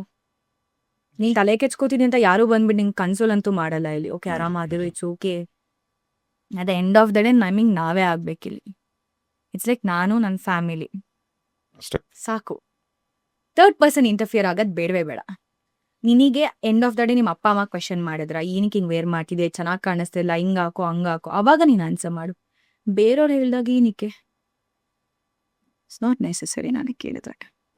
ನಿಮ್ಮ skin care routine? Skin care ಮುಂಚೆಯಿಂದನೂ ಹೇಗಿತ್ತು ನನ್ನ ಸ್ಕಿನ್ ಕೇರ್ ಅಂತ ಅಂದರೆ, ಅರ್ಶಿನ, ಕಡಲೆ ಹಿಟ್ಟು, ಮನೇಲೆ ಸಿಗೋದು. ಮನೆ ಇಷ್ಟೇ ಫಾಲೋ ಮಾಡ್ಕೊಂಡು ಬರ್ತಿದ್ದು. ಸ್ಕಿನ್ ಕೇರ್ ನಾನು ಜಾಸ್ತಿ ಏನೂ ಮಾಡಲ್ಲ. ತುಂಬ ಲೇಸಿ ಪರ್ಸನ್ ನಾನು. ಈಗ ಎದಳ್ಬೇಕಾ, ಫೇಸ್ ವಾಶ್ ಮಾಡಬೇಕಾ, ಸನ್ಸ್ಕ್ರೀನ್ ಹಚ್ಬೇಕಾ, ಇನ್ನೊಂದೇನೋ ಕ್ರೀಮ್ ಕೊಟ್ಟಿರೋದು, ಇದನ್ನೆಲ್ಲ ಅಪ್ಲೈ ಮಾಡಬೇಕಾ, ಬೇಡ ಆರಾಮಾಗಿರಿ ಸುಮ್ಮನಿರು, ಸ್ಕಿನ್ ಬ್ರೀತ್ ಮಾಡಲಿ ಬಿಡು ರಾಶಿ, ಆರಾಮಾಗಿರು, ಮಲ್ಕೋ ನೀನು ಅನ್ನೋ ಥರ ಹುಡುಗಿ ನಾನು. ಬಟ್ ಇಂಡಸ್ಟ್ರಿಲಿದ್ದೀವಿ, ನಾವು ಚೆನ್ನಾಗಿ ಕಾಣಿಸ್ಕೊಳ್ಬೇಕು. ಇದೆಲ್ಲ ಇದ್ದಾಗ ಸ್ಕಿನ್ ಕೇರ್ ಅನ್ನೋದು ತುಂಬ ಇಂಪಾರ್ಟೆಂಟ್ ಆಗುತ್ತೆ. ನಮಗೆ ಆದಂಥ ನಾವೊಂದಷ್ಟು ಕಡೆ ಹೋಗ್ತಿರ್ತೀವಿ, ಎಲ್ಲೂ ಸೆಟ್ ಆಗಲ್ಲ. ಎಲ್ಲೋ ಒಂದು ಕಡೆ ಹೋದಾಗ ಓಕೆ ಫೈನ್, ಈ ಡಾಕ್ಟರ್ನ ನಾನು ಟ್ರಸ್ಟ್ ಮಾಡ್ಬೋದು ಅನ್ನೋದು ಬರುತ್ತೆ, ನಂಬೋದು. ಬಿಕಾಸ್ ಇವಾಗ ಯಾರು ಎಲ್ಲ ಮನಿ ಸೇಕೋಸ್ಕರ ಮಾಡ್ತಿದ್ದಾರೆ ಅಂತ ಅನ್ಸುತ್ತೆ. ಎಲ್ಲೋ ನಿನ್ ಟ್ರಸ್ಟ್ ಬರೋದು ತುಂಬ ಕಡಿಮೆ. ಒಬ್ರೇನೋ ಒಂದು ಸಜೆಷನ್ಸ್ ಕೊಟ್ಟಾಗ ನಾನು ಫಾಲೋ ಮಾಡಕ್ಕೆ ಸ್ಟಾರ್ಟ್ ಮಾಡ್ತಿರ್ತೀವಿ. ಸೊ ಅದು ಫಾಲೋ ಮಾಡ್ತಿದ್ದೀನಿ, ಅಷ್ಟು ಬಿಟ್ರೆ ಎಕ್ಸ್ಟ್ರಾ ಸ್ಕಿನ್ ಕೇರ್ ಅನ್ನೋದೆಲ್ಲ ನಾನೇನು ಮಾಡಲ್ಲ. I want to keep it very natural. ಅಲ್ಲ, ಈಗ ಬೆಳಗ್ಗೆ ಎದ್ದ ತಕ್ಷಣ ಮಾಯ್ಶ್ಚರೈಸರ್ ಹಚ್ಬೇಕು, ಆ ಸೆರಮ್ ಅದು ಇದು. ಸಮ್ಟೈಮ್ಸ್ ಅಲ್ಲಿ ಫಾಲೋ ಇಟ್. ಎದಳ್ಬೇಕಾದ್ರೆ 11 ಗಂಟೆ ಆಗ್ಬಿಡುತ್ತೆ. ಏನು ವರ್ಕ್ ಇಲ್ಲ ಅಂತ ಅಂದ್ರೆ, ಓಕೆ, ವರ್ಕ್ ಇತ್ತು ಅಂದ್ರೆ ಟೈಮ್ನ ತುಂಬ ಫಾಲೋ ಮಾಡ್ತೀನಿ ನಾನು. 6 ಅಂದರೆ 6 ಇರ್ತೀನಿ. ಏನೋ ಒಂದು ವರ್ಕ್ ಬಂತು ಅಂದ್ರೆ ಅದು ಮಾಡೋಕ್ಕಾಗಲ್ಲ. ಏನು ಕೆಲಸ ಇಲ್ಲ ಅಂದ್ರೆ ನನ್ನಷ್ಟು ಲೇಸಿ ಪರ್ಸನ್ ಎಲ್ಲೂ ಸಿಗೋದೇ ಇಲ್ಲ. ಅಷ್ಟು ಲೇಸಿ, ಎದಳೋದೇ ಇಲ್ಲ, ಬೆಡ್ಡಿಂದ ಎದಳೋದೇ ಇಲ್ಲ. ಅಮ್ಮ ಇದ್ರೆ ಅಮ್ಮ ಎಲ್ಲ ತಂದ್ಕೊಡ್ತಾರೆ, ಪ್ಲೀಸ್ ಎದೋ ರಾಶಿ, ಎದ್ದೋ ತಿನ್ನು, ಅದು ಇದು ಅಂದಾಗ ಓಕೆ ಫೈನ್ ಅಮ್ಮ ಎದಳ್ಬೇಕಂತ ಎದಳ್ತೀನಿ. ಅದು ಎದ್ದಾದ್ಮೇಲೂ 1 hour ಮತ್ತೆ ಬೆಡ್ಡಲ್ಲೇ ಇರ್ತೀನಿ ನಾನು, ಫೋನ್ ಇನ್ಸ್ಟಾಗ್ರಾಮ್ ನೋಡಿಕೊಂಡು. ಸೊ ಇದು ಮತ್ತೆ ಎದ್ದಾಗ ಅದೊಂಚೂರು ಮಾಯ್ಶ್ಚರೈಸರ್ ಒಂದು ಬೇಕಾಗಿರುತ್ತೆ. ಮಾಯ್ಶ್ಚರೈಸರ್, ಸನ್ಸ್ಕ್ರೀನ್ ಸಾಕು. ಅಲ್ಲ, ಈಗ ಹೊರಗಡೆ ಶೂಟಿಂಗ್ ಅಂತೆಲ್ಲ ಹೋಗ್ಬೇಕು, ವಿಪರೀತ ಟ್ಯಾನ್ ಆಗಿರ್ತಾರಲ್ಲ, ಅಂತ ಟೈಮಲ್ಲಿ ಮನೇಲಿ ಸಿಗೋ ಐಟಮ್ಸ್ ಯೂಸ್ ಮಾಡ್ತಾರೆ ಅಥವಾ ನನ್ನ ಬೆಸ್ಟ್ ಅಂತ ಹೇಳಿದ್ರೆ ಮನೇಲಿ ಸಿಗೋ ಐಟಮ್ಸೇ. ಕಡಲೆ ಹಿಟ್ಟು, ಅರಿಶಿನ, ಹನಿ ಹಿಂಗೆ ಯೂಸ್ ಮಾಡ್ತೀನಿ. ಇವಾಗ ರೀಸೆಂಟಾಗಿ ಒಂದು ಸ್ಕಿನ್ ಕೇರ್ ಹೋಗ್ತಿದ್ದೀನಿ ನಾನು. ಅಲ್ಲಿ ಅದೇ ನ್ಯಾಚುರಲ್ ಆಗಿದ್ದಷ್ಟು ಎಕ್ಸ್ಟ್ರಾ ನಾವೇನೋ ಮಾಡ್ತೀವಿ ಅಂತ ಅಂದರೆ ಅದೇನೋ ನನಗೆ ಇವಾಗ ಓಕೆ. ಫಾರ್ ನಾವ್ ಇಟ್ಸ್ ಫೈನ್. ಲಾಂಗ್ ಟರ್ಮ್ ನೀನು ಯೋಚನೆ ಮಾಡ್ತೀಯ ಅಂತ ಅಂದರೆ ನಿನ್ನ ಸ್ಕಿನ್ ತುಂಬ ಇಂಪಾರ್ಟೆಂಟ್ ಆಗುತ್ತೆ. ಇವಾಗ ನೀವು ಏನು ಮಾಡಿಸಿದ್ರು ಚೆನ್ನಾಗಿರುತ್ತೆ, ಬಟ್ ಹೋಗ್ತಾ ಹೋಗ್ತಾ ಹೋಗ್ತಾ ಹೋಗ್ತಾ ಆಗಲ್ಲ ಅಲ್ಲ. ಇವಾಗೇನೋ ಹೊಸದು ಬಂದಿದೆ, ಫಿಲ್ಲರ್ಸ್, ಬೋಟಾಕ್ಸ್, ಫೇಸ್ ಲಿಫ್ಟಿಂಗ್ ಅಂತೆಲ್ಲ. ಫಾರ್ ನಾವ್ ನೀನು ಏನು ಮಾಡಿಸಿದ್ರು ಚೆನ್ನಾಗಿ ಕಾಣಿಸುತ್ತೆ ಸದ್ಯಕ್ಕೆ. ಬಟ್ ಲಾಂಗ್ ಟರ್ಮ್ ಆಗಲ್ಲ, ಮಾಡಿಸ್ತಾನೆ ಇರ್ಬೇಕು. ಎಷ್ಟು ಅಂತ ಮಾಡಿಸ್ತಿರ್ತೀರಾ ನೀವು? ನ್ಯಾಚುರಲ್ ಆಗಿ ಬಿಟ್ಬಿಡೋಣ. ನನಗೆ ಅದಕ್ಕೆ ಲೈಕ್ 80s 90s ಹೀರೋಯಿನ್ಸ್ ಎಲ್ಲ ನೋಡಿದಾಗ ತುಂಬಾ ಖುಷಿ ಆಗೋದು. ರಿಯಲ್ ಬ್ಯೂಟಿಗಳಲ್ಲ ಅವರೆಲ್ಲ. ಗಾಡ್, ಎಷ್ಟು ಚೆನ್ನಾಗಿರ್ತಿತ್ತು ಇಲ್ಲಿ ಅವ್ರ ಸ್ಕಿನ್ ಕೇರ್ ಆಗಿರ್ಲಿ. ಅವಾಗ ಇಷ್ಟೆಲ್ಲ ಏನೂ ಇರ್ತಿರ್ಲಿಲ್ಲ. ಇವಾಗ ನಾವು ಏನೇನೋ ಮಾಡ್ತೀವಿ ಅಲ್ಲ, ಅವಾಗ ಏನೂ ಇಲ್ಲ. It's all natural. ನೋಡಿದ ತಕ್ಷಣ ಗೊತ್ತಾಗುತ್ತೆ ನ್ಯಾಚುರಲ್ ಅಂತ. ಈಗ ನಮ್ಮ ಹಳೆ ಹೀರೋಯಿನ್ಸ್ ಎಲ್ಲ ಎಷ್ಟು ಲಕ್ಷಣ ಇರೋರು, ಮಾಲಾಶ್ರೀ ಅವರು, ಶ್ರುತಿಯವರು, ಸಿದ್ದಾರಾಣಿ ಅವರು. ಅಂಡ್ ದಟ್ ಬಿಂದಿ, ಆ ಬಿಂದಿ, ಆ ಲೈಟ್ ಮೇಕಪ್, ಆ ಜಡೆ ಲಕ್ಷಣ ಅಲ್ವಾ? ತುಂಬಾ ಲಕ್ಷಣ. ಇವಾಗ ಲಕ್ಷಣ ಇರಲ್ಲ, ಬಟ್ ಲಕ್ಷಣಗೋಸ್ಕರ ಏನೇನೋ ಮಾಡ್ಸಕ್ ಟ್ರೈ ಮಾಡ್ತಾ ಇದೀವಿ ಎಲ್ಲಾರು ಕೂಡ. ಬಟ್ ಅವಾಗ ಅವ್ರನ್ನ ಸುಮ್ನೆ ನೋಡಿದ್ರು ಕೂಡ ವಾಟ್ ಅ ಬ್ಯೂಟಿ ಅಂತ ಅನಿಸ್ತಿದೆ. ಎಸ್ಪೆಷಲಿ 80s ಅಲ್ಲಿ ಈಗ ಅಣ್ಣವ್ರ ಪಕ್ಕ ಆಕ್ಟ್ ಮಾಡಿದ್ರೆ ತುಂಬಾ ಹೀರೋಯಿನ್ಸ್ ಅಂತ. ಮಾಧವಿ ಅವ್ರು ಆಗ್ಬೋದು, ಏನ್ ಚೆನ್ನಾಗಿದ್ರು. ಗೀತಾ ಅವರು, ಸರಿತಾ ಅವ್ರು ಎಷ್ಟು ಲಕ್ಷಣ ಇದ್ರು. ಅಲ್ವಾ? ಅವ್ರನ್ನೆಲ್ಲ ನೋಡಕ್ಕೆ ಖುಷಿ. ಹೀರೋಯಿನ್ ಅಂದ್ರೆ ಹೀಗಿರ್ಬೇಕು ಅನ್ನೋದೆಲ್ಲ ಏನೂ ಇರ್ಲಿಲ್ಲ ಅನ್ಸುತ್ತೆ ಅವಾಗ ಆಕ್ಟಿಂಗ್. ಇವಾಗ ಓಕೆ, ಹೀರೋ ಅಂದ್ರೆ ಹೀಗಿರ್ಬೇಕು, ಹೀರೋಯಿನ್ ಅಂದ್ರೆ ಹೀಗಿರ್ಬೇಕು, ಕಲರ್ ಹೀಗಿರ್ಬೇಕು, ಬಾಡಿ ಟೈಪ್ ಹೀಗಿರ್ಬೇಕು, ಲಿಪ್ಸ್ ಹೀಗಿರ್ಬೇಕು, ಈ ಥರದ್ದೆಲ್ಲ ಆಗೋಗ್ಬಿಟ್ಟಿದೆ. ಸೊ ಅದನ್ನ ನಾವು ಚೇಂಜ್ ಮಾಡ್ಕೊಳಕ್ ಟ್ರೈ ಮಾಡ್ತಿದೀವಿ. ನಾವು ಅಲ್ದಿರೋದ್ನ ಏನೋ ಪೋರ್ಟ್ರೇ ಮಾಡ್ಕೊಳಕ್ ಟ್ರೈ ಮಾಡ್ತಿದೀವಿ. ಎಲ್ಲೋ ಅದು ತಪ್ಪಾಗ್ತಿದೆ ಅಂತ ಅನ್ಸುತ್ತೆ ಅಲ್ಲ. ಮೊನ್ನೆ ಯಾವ್ದೋ ಒಂದು ರೀಲ್ ನೋಡಿದೆ, ತಮಿಳೋ ತೆಲುಗುಲೋ ಗೊತ್ತಿಲ್ಲ, ಯಾರೋ ಒಬ್ರು ಆಕ್ಟ್ರು ಹೇಳ್ತಾರೆ, ನಿಜವಾಗ್ಲೂ ಬೇಜಾರಾಗತ್ತೆ. ಏನಂದ್ರೆ, ನೀವು ಸಿನಿಮಾಲಿ ಸೀರಿಯಲ್ ಅಲ್ಲಿ ಮೇಲ್ ಬರಬೇಕು ಅಂತಂದ್ರೆ ಇವಾಗ ನಿಮಗೆ ಆಕ್ಚುಲಿ ಟ್ಯಾಲೆಂಟ್ ಎಲ್ಲ ಏನೂ ಬೇಕಿಲ್ಲ. ಸೋಷಿಯಲ್ ಮೀಡಿಯಲ್ಲಿ ಇನ್ಸ್ಟಾಗ್ರಾಮಲ್ಲಿ ಫಾಲೋವರ್ಸ್ ಜಾಸ್ತಿ ಇದ್ರೆ ಸಾಕು, ನಿಮ್ಮನ್ನ ಕಾಸ್ಟ್ ಮಾಡ್ತಾರೆ. ನಾನು ನೋಡ್ದೆ ಅದನ್ನ. ಇವಾಗ ಅದೇ ಆಗಿರೋದಲ್ಲ, ಇನ್ಸ್ಟಾಗ್ರಾಮಲ್ಲಿ ಒಂದಷ್ಟು ಫಾಲೋವರ್ಸ್ ಇದ್ರೆ ಕಷ್ಟಪಟ್ಟು ಆಕ್ಟಿಂಗ್ ಕ್ಲಾಸಸ್ ಹೋಗಿ ಥಿಯೇಟರ್ ಮಾಡಿ ಏನೇನೋ ಮಾಡಿರ್ತೀವಿ ಎಷ್ಟು ವರ್ಷ. ನಾನು ಇವತ್ತಿಲ್ಲಿ ಇದ್ದೀನಿ ಅಂತ ಅಂದರೆ 6-7 ಇಯರ್ಸ್ ನಂದು ಸ್ಟ್ರಗಲ್. ಬಟ್ ಇವಾಗ ಇನ್ಸ್ಟಾಗ್ರಾಮಲ್ಲಿ ಒಂದು ವಿಡಿಯೋ ವೈರಲ್ ಆಯಿತು ಅಂದರೆ ಅವರೇ ನೆಕ್ಸ್ಟ್ ಸ್ಟಾರ್. ಅವ್ರಿಗೆ ಇನ್ವೈಟ್ ಮಾಡೋದೇನೋ, ಸನ್ಮಾನ ಮಾಡೋದೇನು ಕೇಳ್ತೀರಾ, ಮತ್ತೆ ರಿಬ್ಬನ್ ಕಟ್ಟಿಂಗ್ಸ್ ಎಲ್ಲ ಅವ್ರಿಗೆ ಫ್ಯಾನ್ ಫಾಲೋವರ್ಸ್ ಹೇಗಿರತ್ತೆ. ನಾವು ಅದೇ 6-7 ಇಯರ್ಸ್ ಕಷ್ಟಪಟ್ಟಿರ್ತೀವಿ ಅದು ಇಲ್ಲಿಗೆ ಬರೋದಕ್ಕೆ. ನಮಗೆ ಆ ರೆಕಗ್ನೈಸೇಷನ್ ಅನ್ನೋದೇ ಇರಲ್ಲ. ಅವಾಗ ನೋಡಿದಾಗ ಎಲ್ಲ ಹೋಗ್ತಿದೆ, ಏನು ಮಾಡ್ತಿದೀವಿ ನಾವು, ತುಂಬ ಕ್ವೆಶನ್ಸ್ ಬಂದ್ಬಿಡತ್ತೆ ತಲೆಯಲ್ಲಿ. ಅಲ್ಲ, ಈಗ ಒಂದು ಸೀರಿಯಲ್ನಲ್ಲೂ ಒಂದು ಸಿನಿಮಾಲಿ ಅವಕಾಶಕ್ಕೆ ಹೆಣ್ಮಕ್ಳಾಗ್ಬೋದು ಗಂಡು ಮಕ್ಳು ಎಷ್ಟು ಕಷ್ಟಪಟ್ಟಿರ್ತಾರೆ, ಎಷ್ಟು ಸೈಕಲ್ ಹೊಡೆದಿರ್ತಾರೆ, ಎಷ್ಟು ರಿಜೆಕ್ಷನ್ಸ್ ಫೇಸ್ ಮಾಡಿರ್ತಾರೆ. ಅಂಡ್ ಥಿಯೇಟರ್ಗೆ ಹೋಗಿ ಪ್ರಾಕ್ಟೀಸ್ ಮಾಡೋದು, ಎಷ್ಟೋ ಡೈರೆಕ್ಟರ್ಸ್ನ ಒಂದು ಚಾನ್ಸ್ ಕೇಳ್ಕೊಳ್ಳೋದು ಎಷ್ಟು ಕಷ್ಟ ಆಗುತ್ತೆ. ಅಂಥದ್ದು ಇವ್ರು ಯಾರೋ ಬರ್ತಾರೆ, ಯಾವುದೋ ಒಂದು ರೀಲ್ ವೈರಲ್ ಆಗತ್ತೆ, ನೆಕ್ಸ್ಟ್ ಸ್ಟಾರ್. ಅವರೇ ಸ್ಟಾರ್. ಫಾಲೋವರ್ಸ್ ನಮ್ಗಿಂತ ಜಾಸ್ತಿ ಅವ್ರಿಗಿರ್ತಾರೆ. ಬಟ್ ಒಬ್ರು ಆಕ್ಟರ್ ನಾವು ಎಷ್ಟು ಕಷ್ಟಪಟ್ಟಿರ್ತೀವಿ, ನಮ್ಮ ಸ್ಟ್ರಗಲ್ ಎಷ್ಟಿರತ್ತೆ ಗೊತ್ತಾ, ಇಲ್ಲಿಗೆ ಬರೋಕ್ಕೆ ಎಷ್ಟು ರಿಜೆಕ್ಷನ್ಸ್ ಫೇಸ್ ಮಾಡಿರ್ತೀವಿ ಎಷ್ಟೊಂದ್ಸಲಿ. ಫಿನಾನ್ಷಿಯಲಿ ಎಷ್ಟು ಕಷ್ಟಪಡಬೇಕು. ಈಗ ನೋಡಿ, ನಾನು ಸ್ಟಾರ್ಟಿಂಗಲ್ಲಿ ಬಂದಾಗ ಮೈಸೂರಿಂದ ಬರ್ತಾ ಇದ್ದೆ. ನಿಮ್ಮ ನೆಮ್ಮದಿ ಜೀವನ ಏನಿದೆ, ಸಿನಿಮಾಲಿ ದೊಡ್ಡ ಯಶಸ್ಸು ಸಿಗಲಿ, ನೆಮ್ಮದಿ ಸಿಗಲಿ, ಪರ್ಸ್ನಲ್ ಲೈಫ್ ತುಂಬ ತುಂಬ ತುಂಬ ಚೆನ್ನಾಗಿರಲಿ. ನಿಮ್ಮ ಕನಸಿನ ರಾಜ್ಕುಮಾರ ನೀವು ಹೇಗೆ ಅಂದ್ಕೊಂಡಿದ್ದೀರ ಅದೇ ಥರದ ಹುಡುಗನೇ ಸಿಗಲಿ. ಆ್ಯಂಡ್ ಸಂತೋಷವಾಗಿರಿ ಲೈಫಲ್ಲಿ. Thank you so and much. Thank you so much Rashika podcast ಬಂದಿದ್ದಕ್ಕೆ. Thank you. It was wonderful talking to you. Same here. ತುಂಬ ಖುಷಿ ಆಯಿತು, ತುಂಬ ಆರಾಮಾಗಿ ಮಾತಾಡಿದೆ, ಲೈಟ್ ಫೀಲ್ ಆಗ್ತಿದೆ ನನಗೂ ಕೂಡ. Thank you so much.